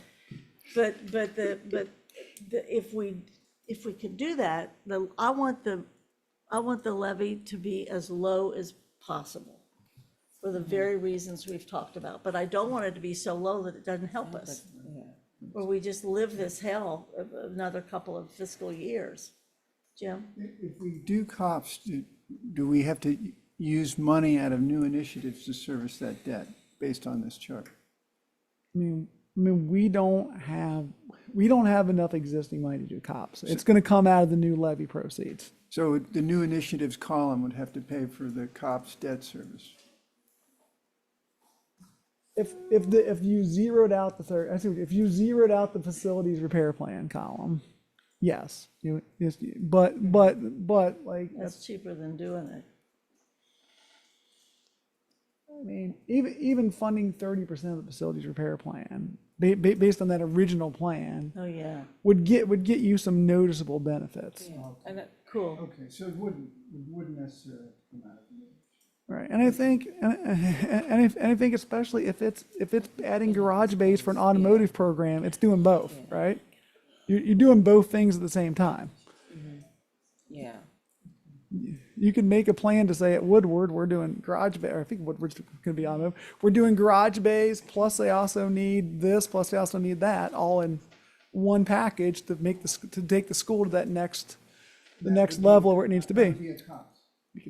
Depending on how much it is. Again, if you have enough money in day one, there's no reason to borrow. Don't borrow But you're if saying you you could even use that to sell it, though, that Yes. we don't go to them and say, oh, we're doing cops.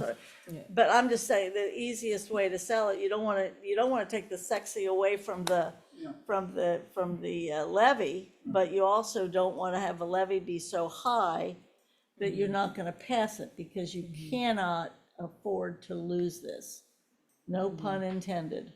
So the COPS decision could be phase 2 of after the levy is passed. It'll be the same year. You have to do it now But I so that mean, we the- can the- benefit. The decision. Yeah. I think a better way to think about it is, and I think this goes back to preschool. Preschool promise levy is $48 million. 15 of that is very specifically was for preschool expansion. Now it's kind of preschool maintenance or access. I'll call it preschool access. That's a very specific chunk, is a very specific thing. The rest of that becomes really operating funds for the district, which goes in a million different directions. It goes to everything, and we don't track it that way. It's part of the general fund. It goes into people's salaries. It probably goes into buying toilet paper. It probably goes into a little bit goes into athletics. Probably some goes into transportation, just because it's part of the overall pool. But there is a very clear earmark of money Set aside. that said this is going for this. And we've kept that promise for, well, we're on the 11th year now. Well, yeah, and of all that our promise. operational money was passed because we used the word preschool. Yeah. Just like for this, if you're going to be using career tech, that's going to pass rather than whether or not it's Windows. I mean, it's hot. Yeah. And so with AI and everything else happening, we want to be able to say that that's part of it, but that's going to be part of the strategic plan. Anybody thinks it's not going to be in the strategic plan, so even when we say strategic plan, we're not going to say 11 things. We're going to say 4 incredible things that people want to hear. It's all the effort. Question? Yes, there's that hand. I just had a question / observation probably for you, Mike. And as I look at these scenarios, and I understand you can expand or contract each of the columns, I'd be curious from your perspective, my mind kind of goes a little bit maybe to the salary and benefits or the non-personnel considering inflation.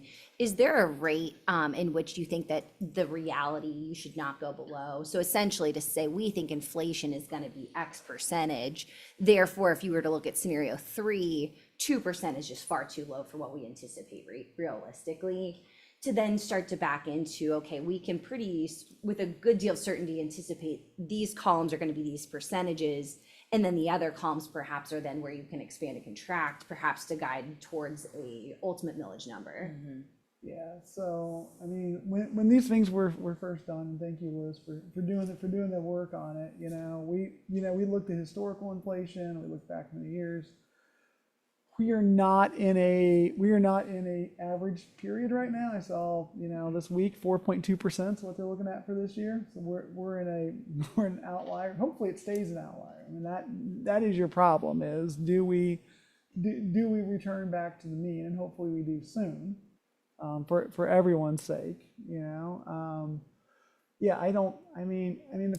problem is when you get much below 2.5%, it just becomes really hard. You think about, step increases that are built into our contracts. You think about just every vendor needs a little bit more money to do the same thing. And they're all dealing the same thing. They're all buying the same stuff we are, hiring the same people.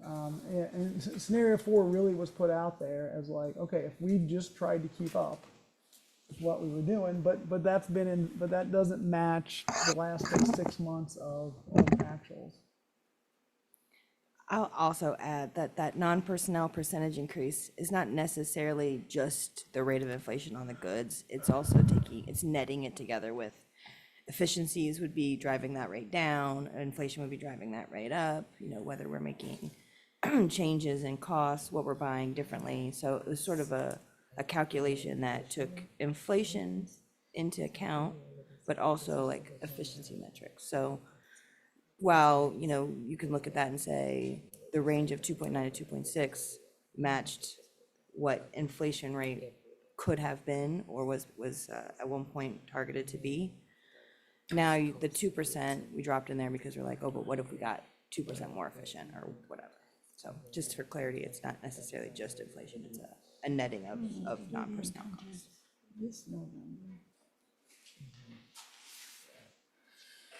Okay, just a thought, as I told you, I really like this slide, the think in terms of 3 levies, that you presented on Monday, which was page 10. And as we're trying to kind of hone in on what like our recommendation would be, I know for me, I'm a visual, learner, quite often, right? I can span in between other spaces, but visually seeing it is really helpful, right? And so I'm just wondering if, as we're trying to work through articulating the message, if we would be able to communicate possibly if the board decides, let's focus on a property tax for 5 years, fixed rate, the millage of 7, right? And maybe included in that, we're talking about COPS that will help us coast to get to year 29.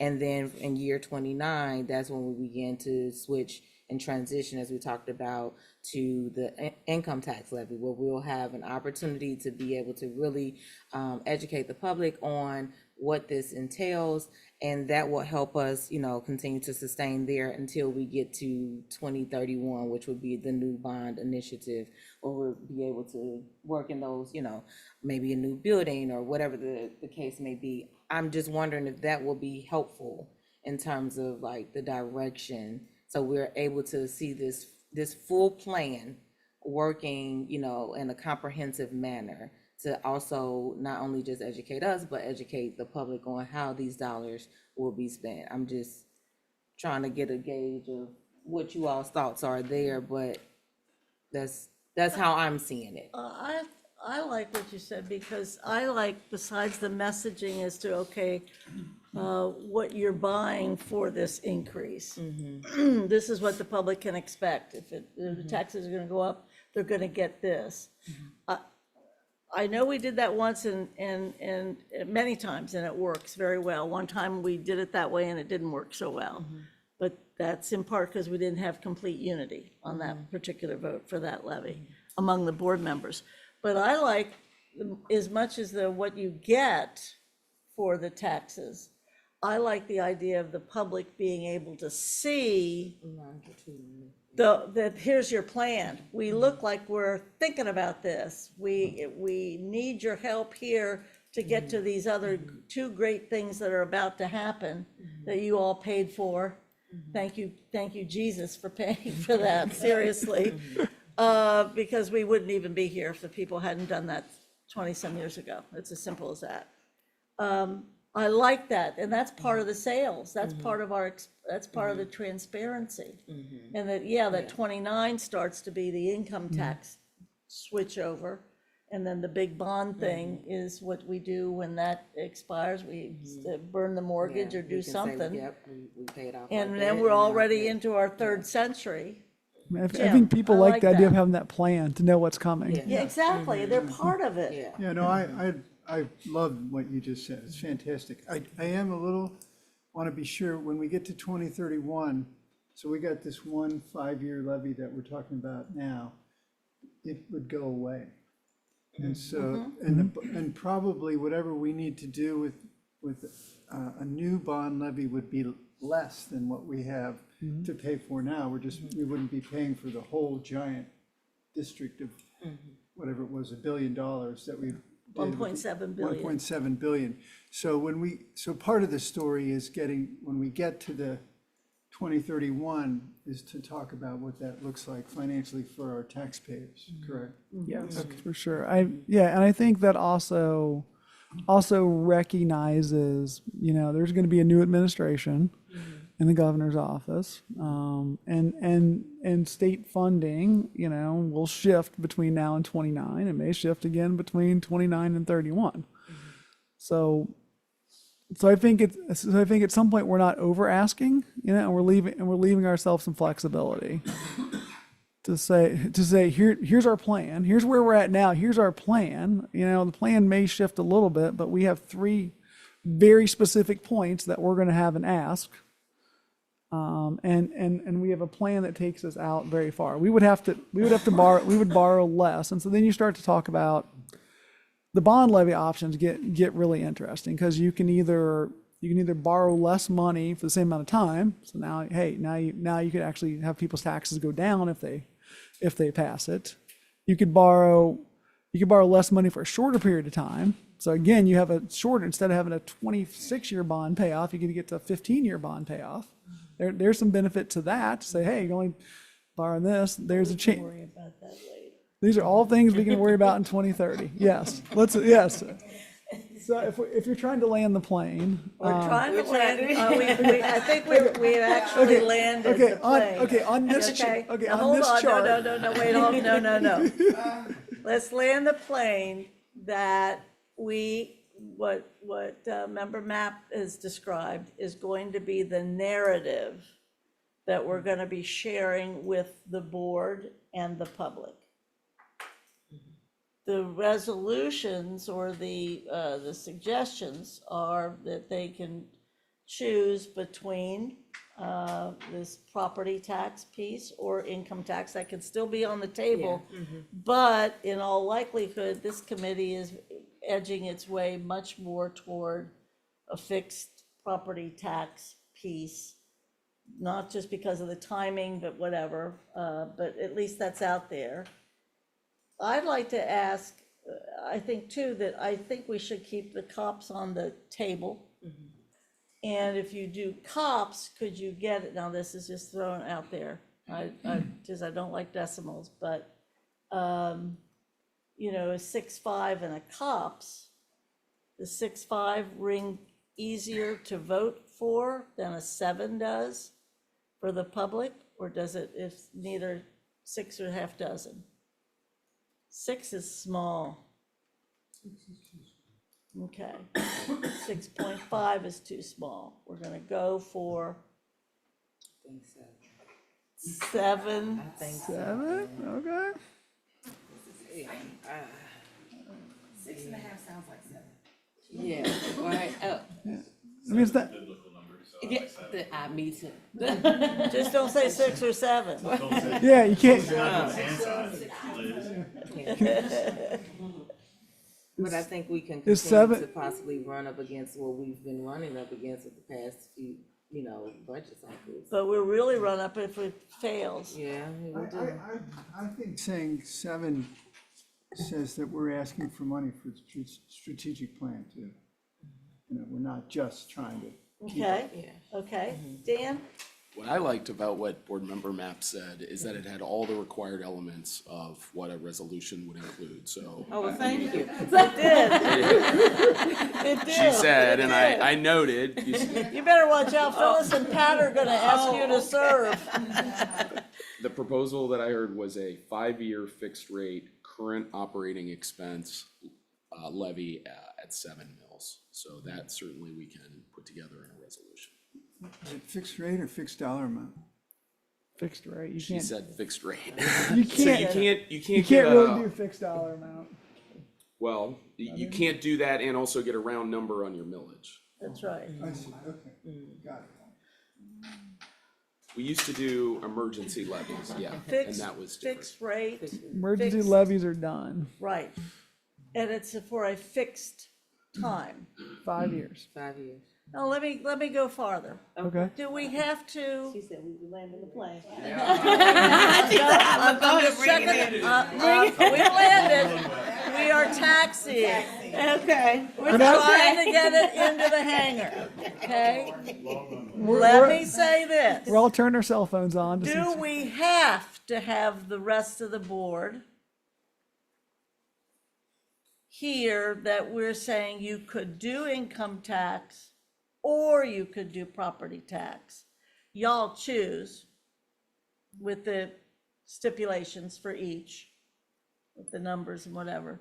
Or are we gonna say, we came to the conclusion that they could do this, or you could do this, but we as a committee, and maybe with the administration, because we need to know where the administration is on this, we are recommending your narrative that you share with us, that we're going property tax for these 5 years. So while I wanted to get to property tax before the city does, I do agree with Board Member Mapp You mean about income tax? the income tax, what I Yeah, say. it's okay. That's what I meant. But I do agree about transition and change for people and being able to explain before just, I don't understand it and say no. Yeah, because that could be detrimental, right? Absolutely. If it's too big, it's a bridge too far, you lose the war. I mean, that's, yes. I think the latter in what you said. Okay. I think identifying that, yes, we could go either way, but this is what the recommendation is coming from the committee, and I think that's what we've been tasked to do. Because I love ultimately, it. if we go to the first option that you shared, then we're continuing to, just ruminate over what yeah. decision should be made. And so they've charged us with coming up with the recommendation and presenting it to them, and then they will be, at the full board, will be able to make a determination and also give input. But I think the second option will probably be most ideal. So we're in the hangar. We're getting ready to turn the motors off, or whatever planes have. I don't know if it's even a motor when it's a plane. Does the administration have enough information and knowledge to do the writing that it needs to do? Yes, very well said. You had all the Okay. elements in there. That's right. This is a collective Really? effort, okay? Absolutely. So we're gonna do that, and is there anything else that the treasurer or the superintendent need regarding the levy recommendation? I think Cody made a great point. Please. It's just about the narrative part. So we talked about what the taxpayers are gonna be buying with this. Right. Could we also, I don't know if it's helpful to talk about what they're gonna be saving with this? Cuts, FTEs, programmatic changes. Because if we don't have this levy, operations are gonna change and continue to change. And we're gonna Right. continue to have to lose more and more every year, so just a thought. I think that's great, and would be starting our third century healthy. I mean, still lean and mean, but healthy. Okay, yeah, Michelle? Very briefly, Michelle Dunn, just because I've worked on levies for years, and I've also been out in the city talking about property taxes for over a decade. Because we are uniquely situated in this community in terms of debates, discussions around property taxes. There was just, as you know, a very significant effort to eliminate property taxes altogether. And thousands of people signed those petitions, including right here in our city and locally. There's been a lot of talk about the equity piece around property taxation. I think Treasurer Gusson mentioned, or someone mentioned about, while it might not seem it affects renters, but it certainly does, because those costs are does passed go on up. to renters. I've just, this is anecdotal, but just as someone who's been out knocking doors for years and talking to people about taxes, I just personally feel that, and my observation of the preschool promise, which we did survey at the time, residents around their appetite for income tax, and wildly more popular than property tax at the time. And again, it was because the business community refused to support it unless we went with property tax. So two things, hopefully the business community And will be. say that again, they absolutely refused. They did. And so hopefully they will be responsive to what the people and the working class people of this city and this, what we need for our schools, that they will be more open to listening to what we need. Also, they were involved in the transit tax conversation when there was questions around how to fund the transit tax. The CBC was very involved in those decisions. So there's no question that they're very involved. And because of that reality, we do need the business community to be all in for Cincinnati Public. And hopefully some discussions can happen like soon with those folks about their willingness to not just remain neutral, but to go all in and support us as they're doing with our strategic plan, to really have a robust, healthy future for Cincinnati Public. And if it means shifting towards income tax, I mean, that's what we probably need to do at this point. And given all the factors I mentioned, which I could go on for much longer, I won't, but I just think that this community in particular is already ready to have that conversation about shifting away from property taxes when we fund public services. Thank you. I agree, and I think that works in your narrative, that we don't do it in 10, 100 days, but we're gonna be doing it as we move to 29 or then FMP. Yeah, because I agree with a lot of what you share, and just, you know, in terms of the equity piece, I do think that the earned income tax would be, you know, ideally like what our appetite is, I know for me, but again, we do want to make sure that we are trying to looking at this as from a strategic lens, and so I'm hoping that shifting the narrative or letting people know that this is something that's forthcoming will be kind of that healthy balance and compromise too. That's great.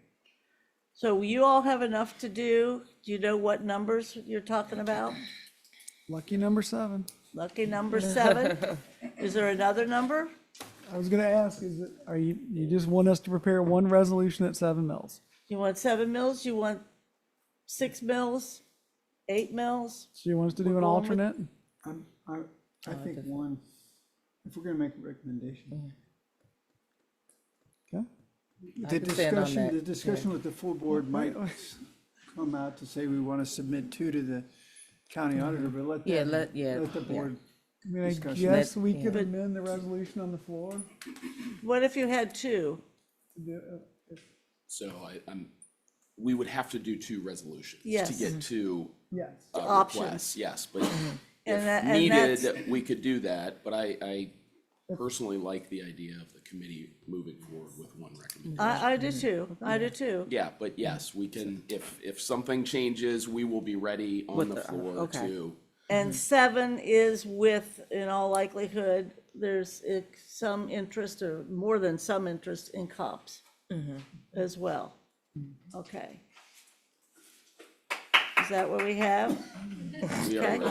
All right, so you guys will write that. Let's go to the next topic. Can we clap at least? Yay for us! Yay for us! Superintendent's tried to clap like 3 She times. did, she did. Some joy, right? Absolutely. Budget update, Mr. Gaston. Mr. Gaston, Yes. budget update. Budget update. Yeah, it's a work in progress for sure. So we continue to take kind of the feedback from the board from Monday's meeting. We continue to work through things. I think one of the biggest kind of the biggest brain kind of work right now is trying to actualize all the things in the budget proposal. So, you know, we've had to spend a lot of time, continue to spend a lot of time trying to work through the numbers. So I know, like for example, probably one of the hardest ones to grab onto is the furlough concept. Of course. That we've talked about, and trying, like we did a very good back of the napkin calculation, which I felt good about. But then actually running that across all the people that would be affected and getting actual numbers, that's quite a lift. There's some other things, obviously, in the budget presentation. I won't go through it, but there are some spots where we have some shifts built in. There are some other savings that we've built in. Superintendent and I are working with the foundation.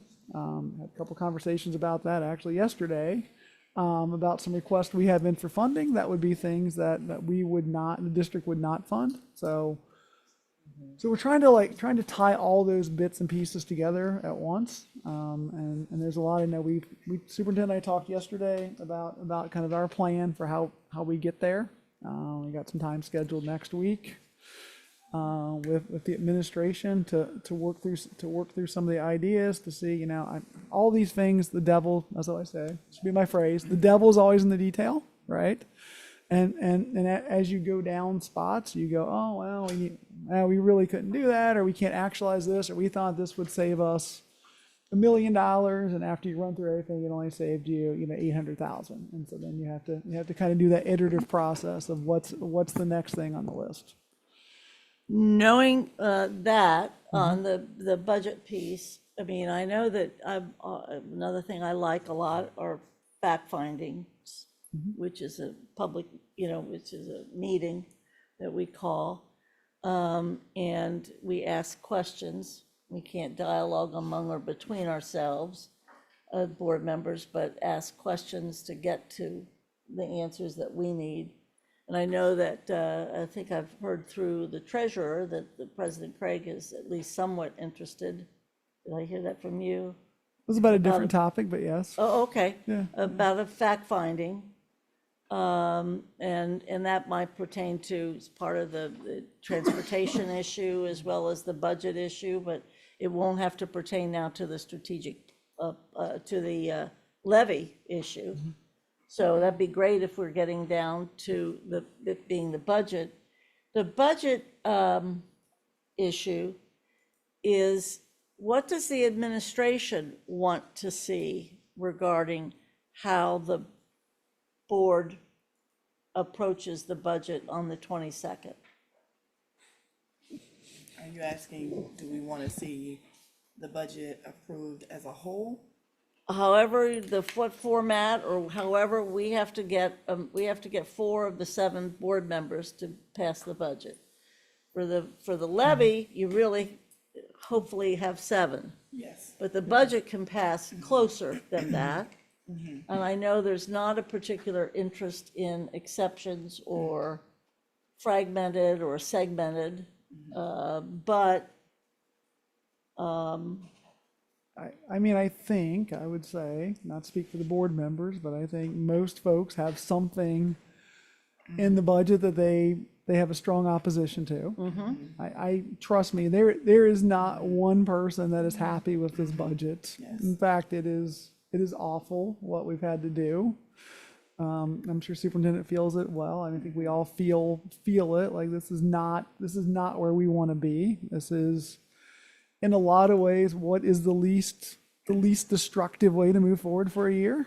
I mean, I hate to use those terms, but that is what is the least of the horrible alternatives. We have a series of bad choices, all of which are painful and not things you want to do, and it's just a matter of trying to find the path to the least. Ideally, I think one up and down vote would be good, but you need to keep at least 4 people on that. I think the problem with exceptions is the problem with exceptions is if you say here's a balanced budget, and we start doing exceptions, it's no longer balanced. very quickly you don't have a balanced budget. I mean, not to be critical, but there's very few kind of new things that are brought, like solutions, like concerns aren't being brought with also, hey, put this in and take this out, and it's a net neutral. Right, I know. But at the same point, that then becomes, you've created a new issue. One board member could suggest, add this in, take this out. Now you've created an issue for another board. Now you've lost this vote, and so it's very hard to do that level of back and forth. So I mean, the only options I see, high level, is kind of an all or nothing.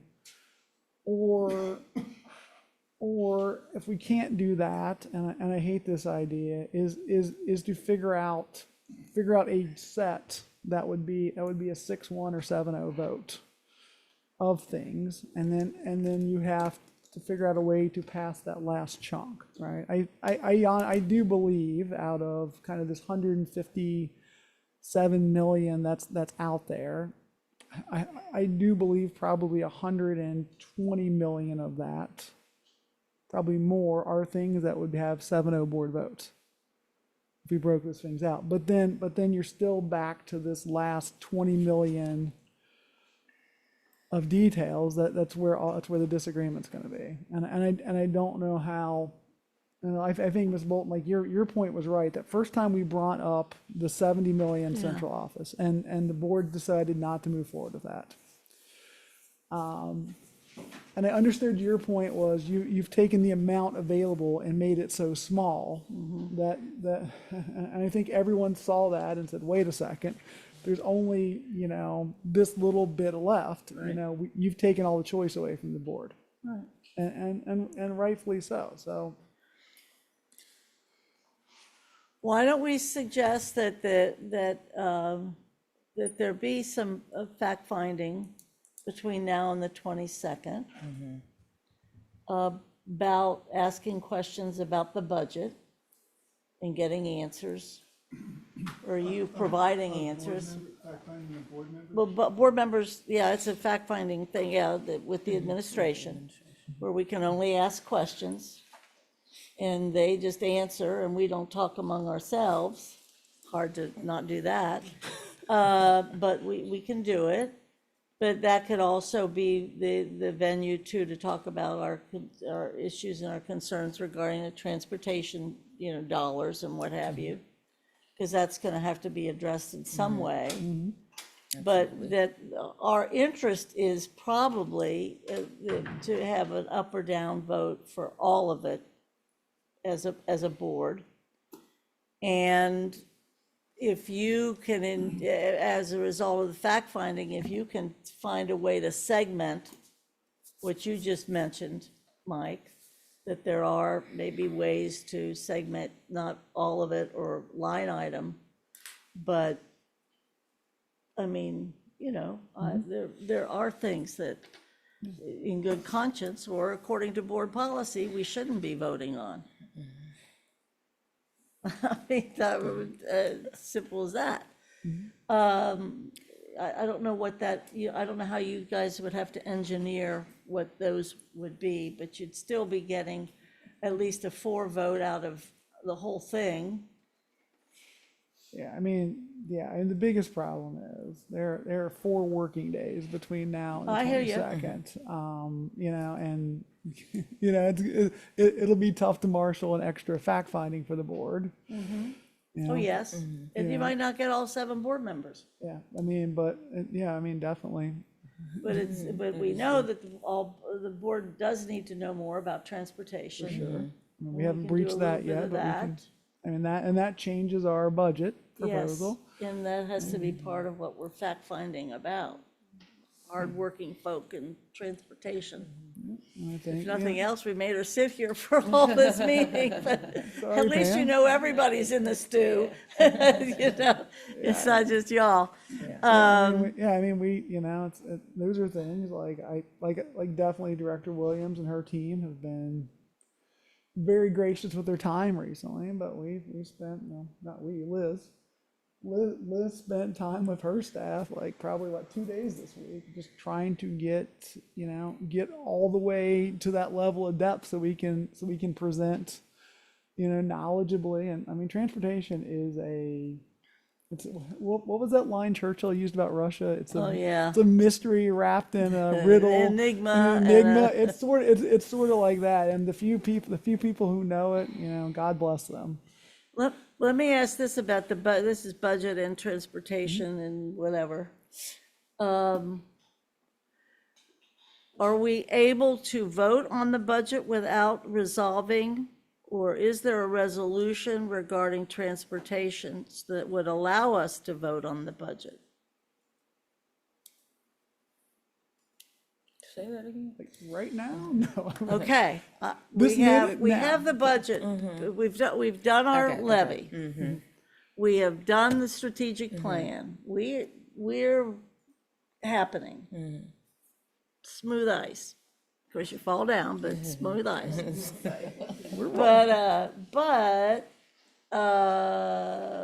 We haven't come to grips with the budget yet. It has to pass on June 22nd. And you're saying this new. Can we pass a budget without having some kind of fact-finding, some sort of discussion, an initial one here, about transportation? Is the transportation issue and the cost drivers, as we call them, can we even have a budget vote unless we resolve our transportation, or unless we find a resolution for the things that are going on regarding transportation? We've paid a high price for on time. At the very best, we can say that. We've fixed the on time, knock on wood, we've fixed the on time issue. I'm and that was- serious, and that has to be part of the messaging right here. I just don't think the board was aware that there was gonna be all these additional costs to maybe get to on time, or worse than that, the fact that, some of the cost savings we thought we were realizing apparently didn't happen, or something. And then we have the whole vendor issue, Yes, invoices and what have you, but I will say, like, the on-time thing, kudos, solved. I will say the review of vendor invoices has completely 180. Like the person who does that, Peg, like, she looks at those invoices with a fine tooth comb. And I think at that level, like, I feel really confident, and it wasn't always this way, that the services that we're paying for are the services we're receiving, and only those services. The is downside, that this year or over a number of years? definitely this year, and I would say going back into, I don't know how long Peg's into, back into last year as well, right, Pam? So I would say this year, we really implemented the deep dive into the invoicing. And we changed that process from previous years. So the pushback on what is being submitted to us, if it's not accurate based on what we ran, she would then deny that, and they will have to fix those invoices in order to get paid. I would say that, from what I've seen working with Peg, especially really closely this past week, is that she's doing a very good job of making sure we're not paying for days the buses aren't running. The other side of that is it's delaying the invoices, so it's kind of pushing our normal tracking metrics out the window. So we're looking at, she's still fighting invoices from February, so our traditional tracking instruments would show that we're under budget, but we're several months behind.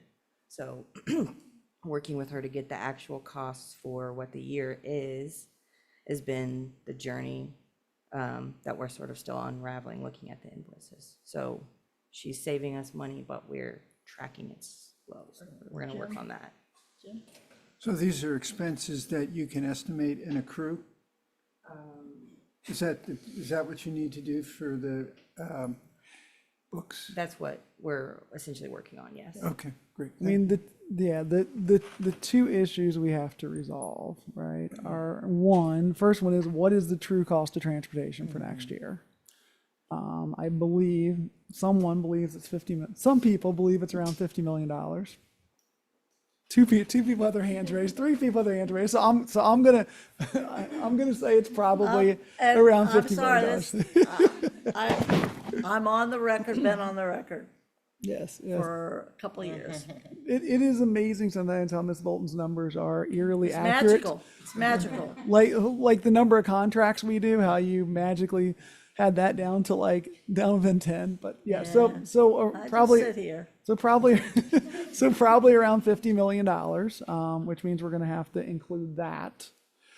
And then the second issue is of the things that we weren't able to pay this year that are legitimate. And again, like you said, we're still fighting invoices from February and March, and we should. I mean, our first duty is to the taxpayers is to not pay for things we didn't receive. Absolutely. 100%. But as Liz said, our traditional tracking assumes if you have a monthly invoice that you're only about a month behind.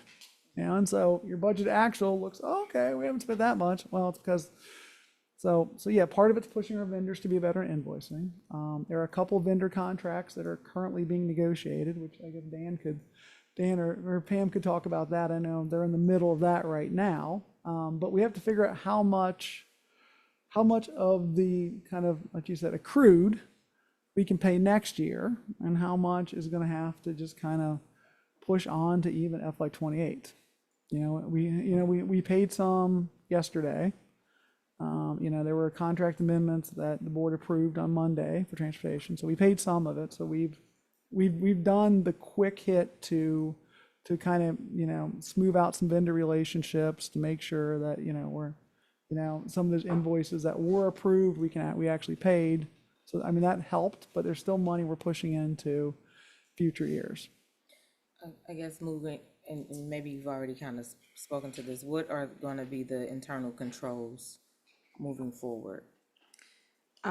Yes, so I am working with the transportation members to build out a better forecasting by month, by vendor, by service line that we'll meet monthly to discuss. So whether the invoice is 3 months behind, she'll get initial numbers, she'll be able to calculate what she's expecting, and we'll look at the budgeted amount. So some of the drivers for increases we've noticed are increased monitors or increased special education, or Pam can discuss some of these other drivers like increased charter routes, stuff like that.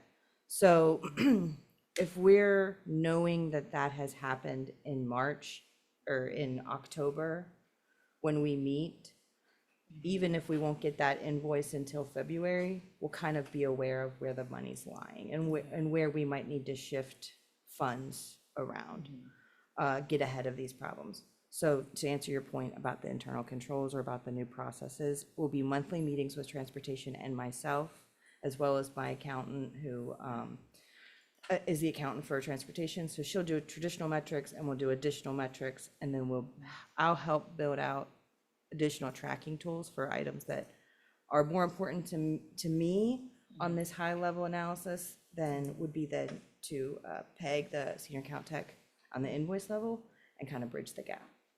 Yeah, and we have, I think one of the things we talked about is having kind of these all hands on deck meetings. Some of the drivers' transportation costs, originate outside of the transportation department. So making sure there's that clear line. I think Pam's done a good job of kind of building those in. She's gotten into her new role this year, but strengthen those so there's clear lines of if you're adding these things, you're adding cost to the budget. So yeah, so that's a big thing. We also have, and there's a group that works with a lot of other school districts that I work with, a financial kind of group. They're called Shared Services Alliance.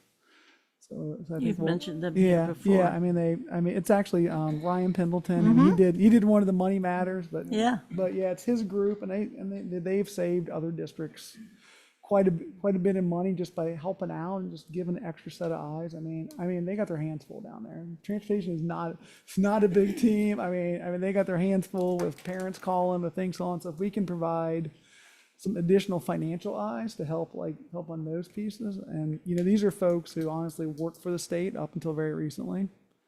So they know the inside. So they're like they're our eyes on the inside who know how things work. Sure. So all those things I think are positive, but it's going to take some work to get us out of the initial hole. Might I suggest then that we suggest to the president that we have a fact-finding, that it be transportation and budget impact, so that we can at least be talking about both of those things? Yeah, if I could add, Yeah. to the fact finding if possible, and I wanted to share as we're talking about the budget, and you all are aware that I've been a strong advocate for our counselors and social workers, and so wanting to make sure that we are, that I'm providing a solution-oriented approach to, not only just advocate, but are these, these are alternatives that we can consider. And so I'm interested in us discussing, which was brought up in finance, but the Ohio Medicaid school program where we're able to receive revenue for billable services for our social workers, which could generate more than $1 million. And that's something that can be done where we are able to not have to have an extended period of time for revenue to come in. And so I would like to explore that option Okay. and see how that impacts our budget and as well as our revenue. Yeah, we've had some conversations about that. Director Reeves and I have, the Medicaid school program. I mean, and there's an expansion, so that's kind of the new thing is they've kind of expanded the rules, which will help all school districts. So a lot of folks are going through those. There's some webinars, there's some series. I mean, the one thing I think, like Kevin will tell you, is Medicaid revenue is a slow The one. delay is always been an issue. Yeah, it takes a while. It's definitely something that. But it's money. Yeah, it's money. It's definitely something that we're looking at and saying, how can we bill for more? I mean, unfortunately, the other trend is that less and less people are qualifying for Medicaid these days. From know about that. the federal trend makes it harder, but yeah. Yeah, but I'm thinking in terms of, again, I mean, I don't know the data in terms of how many students are receiving Medicaid, but we do know that we have students within our demographic that definitely receive those benefits. And also that we have employees that are able to, that's certified and qualified and credentialed to be able to, again, help us generate additional revenue. And so if we are able to basically have an alternative approach, and I think that's definitely something worth considering, especially with, as we're thinking about the credentialing of our social workers. I don't know the social workers that you all were considering a part of these cuts, but if we're not being cautious and we're not being cognizant, that can actually be more of a detriment in terms of even our staffing, right? Because we have our LISWs that are independently licensed, and they provide that supervision for our other social workers that's licensed. So we don't want to mess up the infrastructure as it pertains to, the social workers that we do have. And so I'm really interested in having and furthering that conversation and what that looks like, again, to help support, the budgetary decision and also our students and our social workers that are employees of the district. I'll say, Kevin and I had a long discussion about the Medicaid piece of that, and what we've planned to do, what we're working on, is sending over information to Plattenberg, which we have agreed upon our procedures. They help us with our Medicaid reimbursement, and have them take a look at those billings that we're not currently doing and seeing what is the cost benefit analysis. Is it worth it? Is it not? So hopefully I'll have some better answers when they respond. But it is an 18-month delay from when, so it's kind of a rolling, we get one reimbursement every year, but it's for 18 months ago. Okay. So So it wouldn't be. wouldn't so- necessarily impact the Medicaid reimbursement we got next calendar year. It would be the following. And that's been the case with our partners too, that are dependent upon the Medicaid reimbursement to justify or to make it as the business model that like mental health providers do. So I guess my question, and I'm just thinking from my billing lens, so it's not based off of when the billing, so once services have been rendered, and the provider then bills the claim, right? It typically takes maybe 2 to 3 weeks for reimbursement to come back. So you're saying with this particular program, that wouldn't be the case? Because I think from what I gathered in terms of my own fact finding is that there's different cycles that would be more along the cadence of, this is what, for those initial claims, if you're meeting the deadline that they have, it would be kind of a 3 to 4 week span of that initial reimbursement. And then maybe some of the reimbursement or the final reimbursement will come later.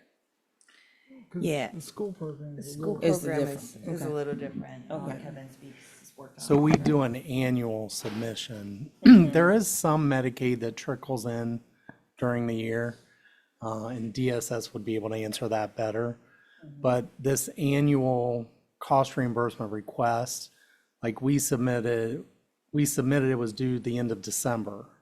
So we had to submit it to Plattenberg. They did a review. They actually had us add some things, subtract some things based on their work and what their knowledge of the program.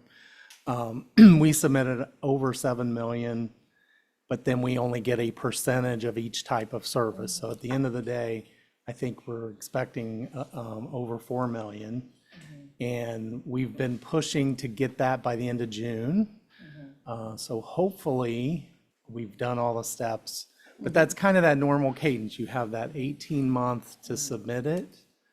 And then they take another 6 months to adjudicate it and get it back to you.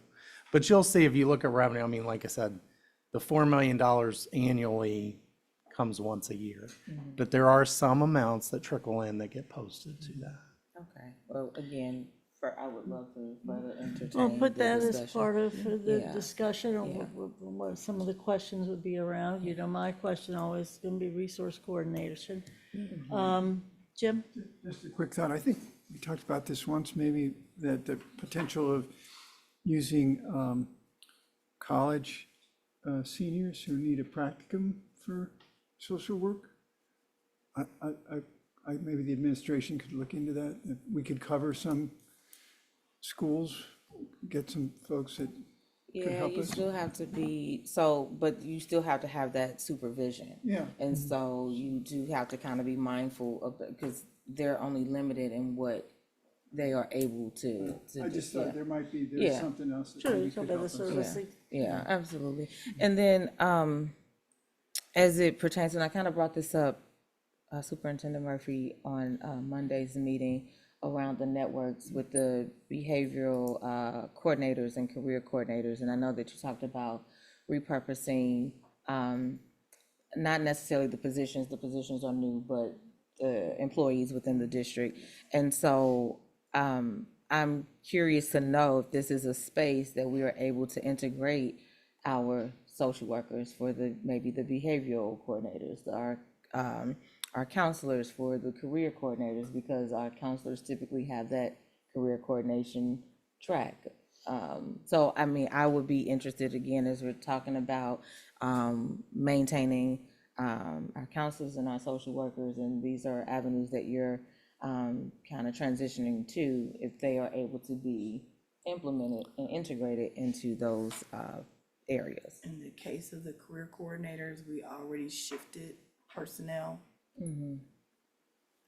In case of the one behavior person for middle school, I don't think we finalized that position. Okay. I mean, and truly, it could be a social worker or a counselor.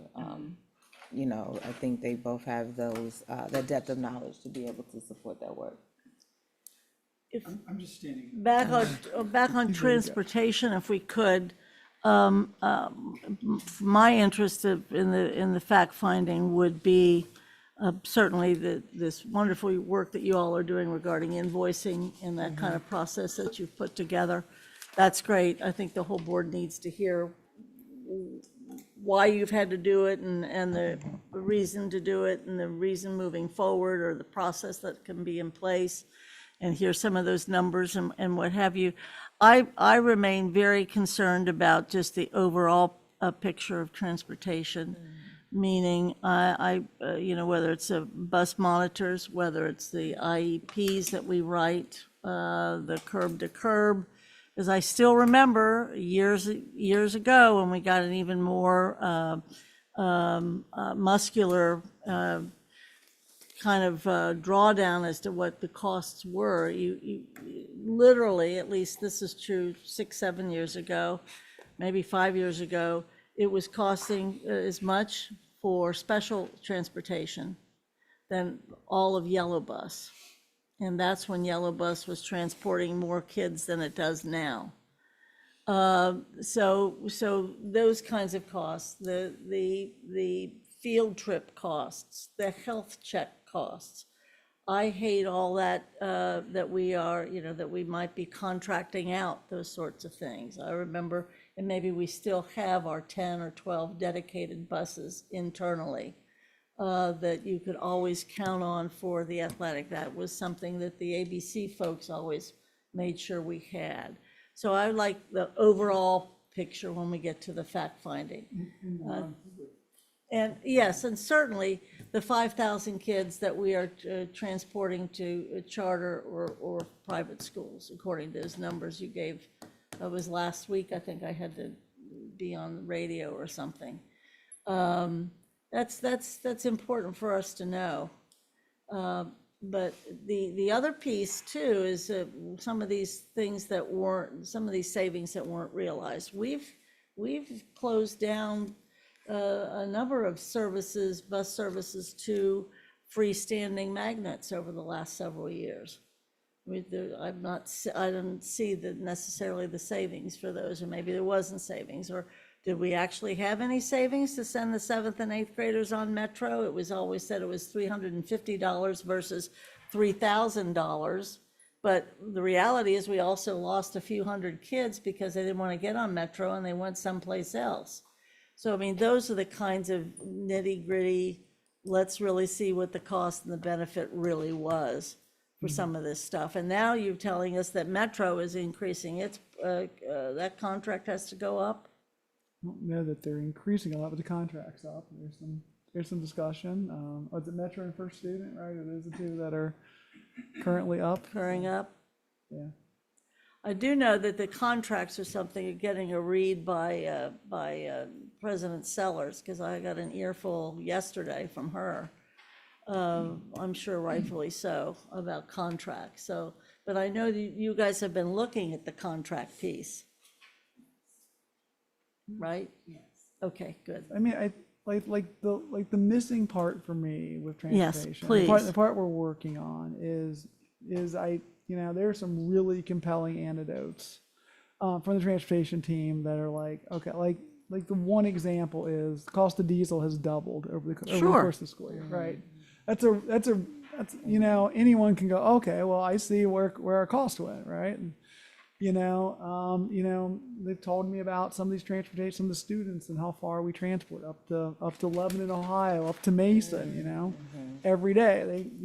I've learned that, a bus monitor is $200 a day. That's $32,000 a year over the course of a school year. The part that I really appreciate Liz and Peg and Pam working on is taking those anecdotes and putting them at that next level to show how it drives cost. And Absolutely. that I think is to use your phrase, that is the Rosetta Stone. That is the Rosetta shows Stone. These little things It's awful. that when you put them together over the course of, however many thousands of students we transport, become these really big cost drivers. I'm guessing, I don't know yet, I'm guessing that there's a yes and to it. So did we save money putting 7 8 graders in Metro? Yes. But did we also increase the number of vans? There's some other place. We should probably save money on the left hand. Well, that's the and other spend thing, more the on right vans. hand. I mean, I was in one building earlier this week and there were like 3 vans sitting there. And I'm like, okay, I know there's probably not any transport now, but where are they? What's going on? It just, and I think, again, we have to keep in mind, we paid for on time, we got on time. But now we got to clean this up because we can't actually afford on time if this is the case. Well, and the state still has this transportation work group that have not found resolution. And they're not or at least not enough resolution for governance. And some of the ideas that they're kicking around now, one, have the ESCs run transportation Nope. on a regional level. Two, create these hubs for kids. So on one hand, A district's kids in a hub can't be in a place, Dayton, and try to do Cincinnati. But in addition to that, they're saying, put kids in a hub from not only public, charter, private, parochial my God. schools, and have buses pick them up. They're talking about more costs, increase the amount for payment in lieu of, at whose expense? Public school. And so there was a plan originally submitted that was a benefit to public, but it was rejected. And the group was asked to go back to work again.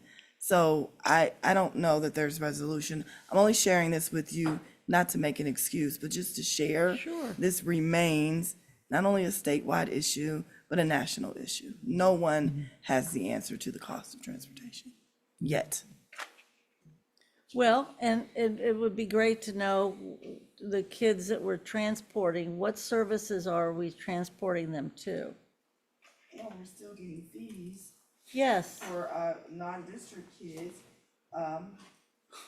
If we miss a day, that fee is for the whole year or whatever. yeah, It's legal just, action. You know, in Columbus, the cost of their non-pub transportation, oh my goodness, is higher than just their students within their district.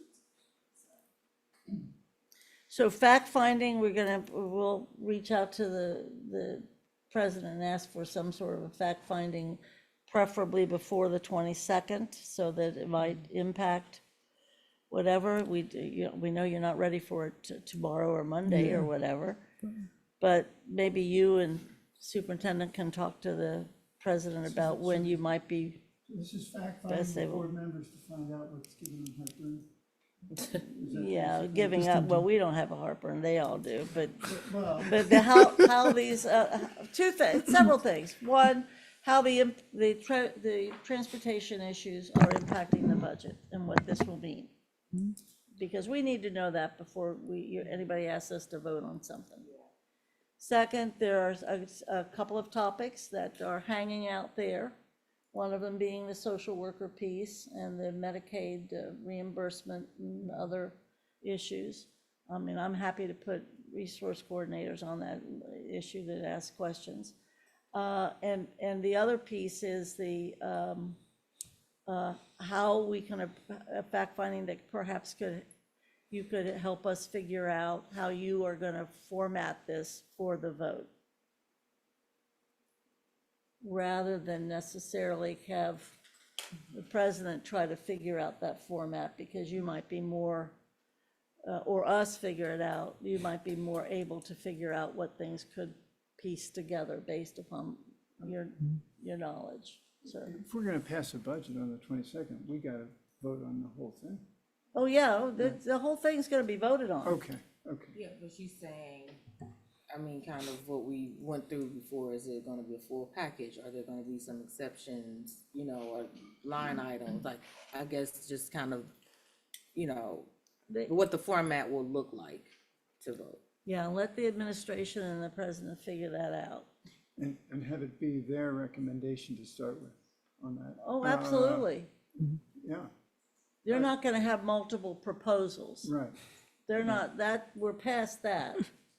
But they might be able to say, here's the full budget, and heck, you might get 7 people based upon what the full budget actually looks like after we learn more about transportation and the other adjustments you've made along the way.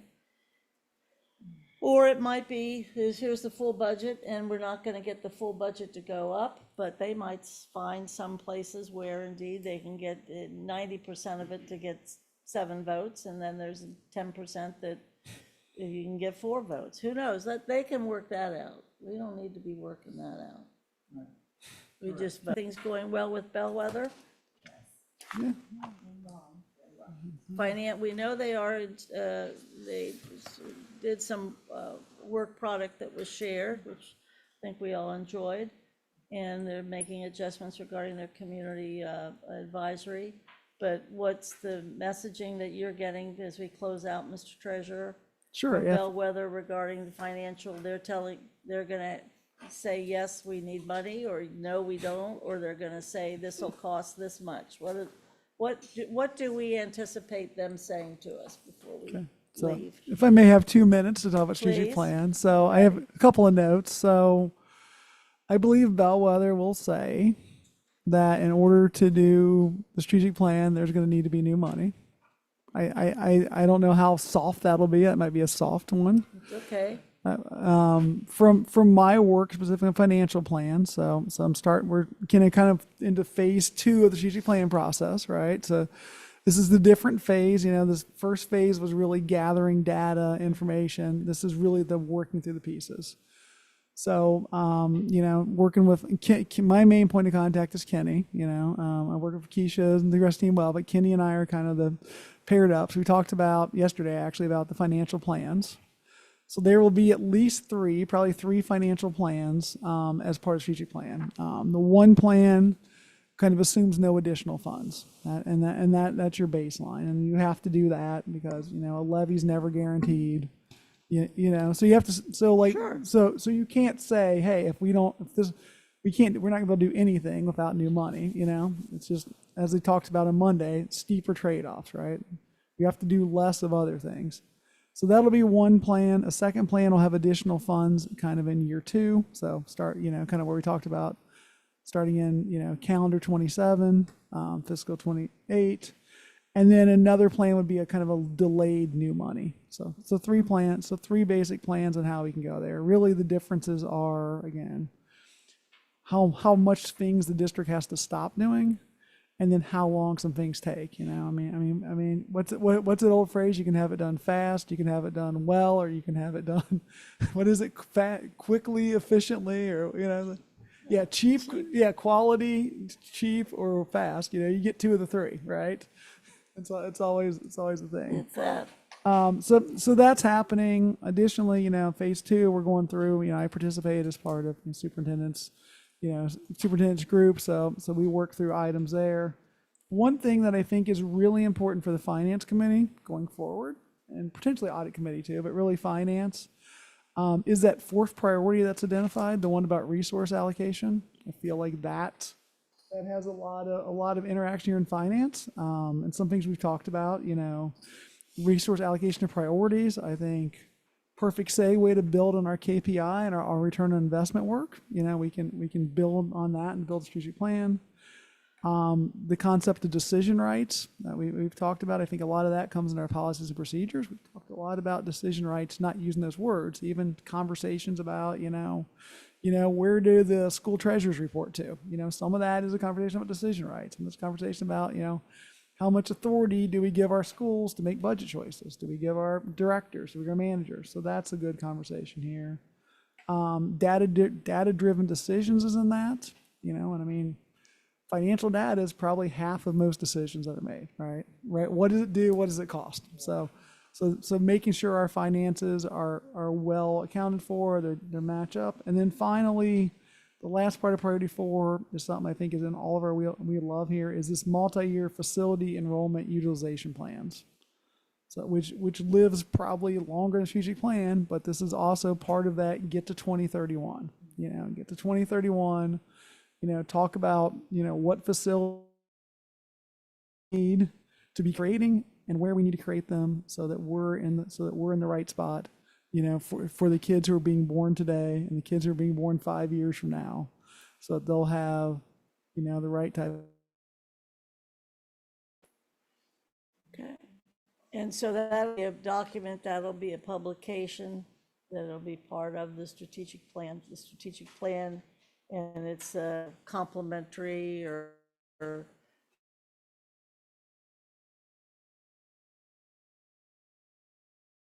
will be published, as we get, we'll bring updates here, as specific to those plans. I know superintendent's done a great job of updating the full board on the big picture, but we'll also bring the financial stuff here. the length of the strategic plan is 4 years. it's 4 years. Mhm. And that's this coming. Yeah. It's not waiting for 20, it's starting with 27. Yeah. And there's more money as the strategic plan ages, or does it have less money? Is the money up front or the money late, or the same all 4 years? Depends on where the money, depends on when the money starts, right? That's the big question is, That's why I'm asking, Yes. because that's another part of the narrative, not the narrative, we got the narrative, but the explanation yes. as to why we go when we go. What would be ideal? Yeah, do you front load it? Does it make a strong argument for the levy in November? Is what you're saying, isn't it? Yeah. yeah, I think, and that is. We'll see what it is. that Right, we're right, paid that, for. right, that is honestly the phase 2 work is the what, the when and the how. And that's this resource allocation thing, and not just financial resources, but also staff, also change tolerance, all those things. Superintendent, do you want to? I think it's and both, which Yeah. is why it's challenging to answer, because some of the infrastructure work that we want to do, we won't have upfront. But I think the design or the layout of what we happen will be there. Whether we have the dollars upfront is another question. I hope that makes sense. With the engagement piece with Rice and all that, do you think CFT has been involved enough so far? I think that kind of came up the last couple of board meetings as well, and we have highly recommended that they be involved. And my confusion is, I'm not sure how we ask them to sign off on anything if they haven't been at the table. How do they know? So to encourage that.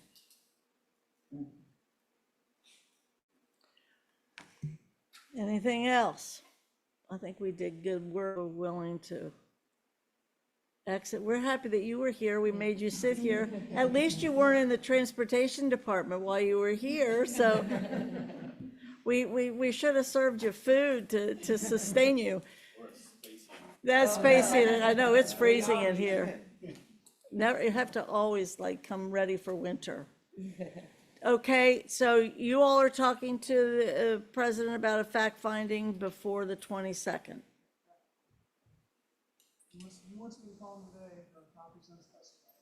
Well, I would imagine this is it. And is Dan and you and whoever writing the resolutions that need to pass? Currently writing. I'm not surprised. He does his best work while we're meeting. Sorry. I've noticed that. We will also share it with Brenda Weimer from Dinsmore and Shoal. She's on call to review. Yeah, she's got the biggest brain in town for sure. She's a genius. Her, She's our- Brenda Weimer, my neighbor used to be her assistant, her whatever legal beagle assistants are called. She's Brilliant too. She's our probably something else outside tech, besides that. public finance lawyer. Wow. So is my neighbor. She was at PEC. She's at Dinsmore and Shoal. We actually pilfered Stephanie Scott from her department when we hired. Yeah. Yes, it is. Exactly. It's one of the reasons. Besides that, are her mom and dad. So there you go. Well, thank you all. This has been great, good work. And always it takes a long time.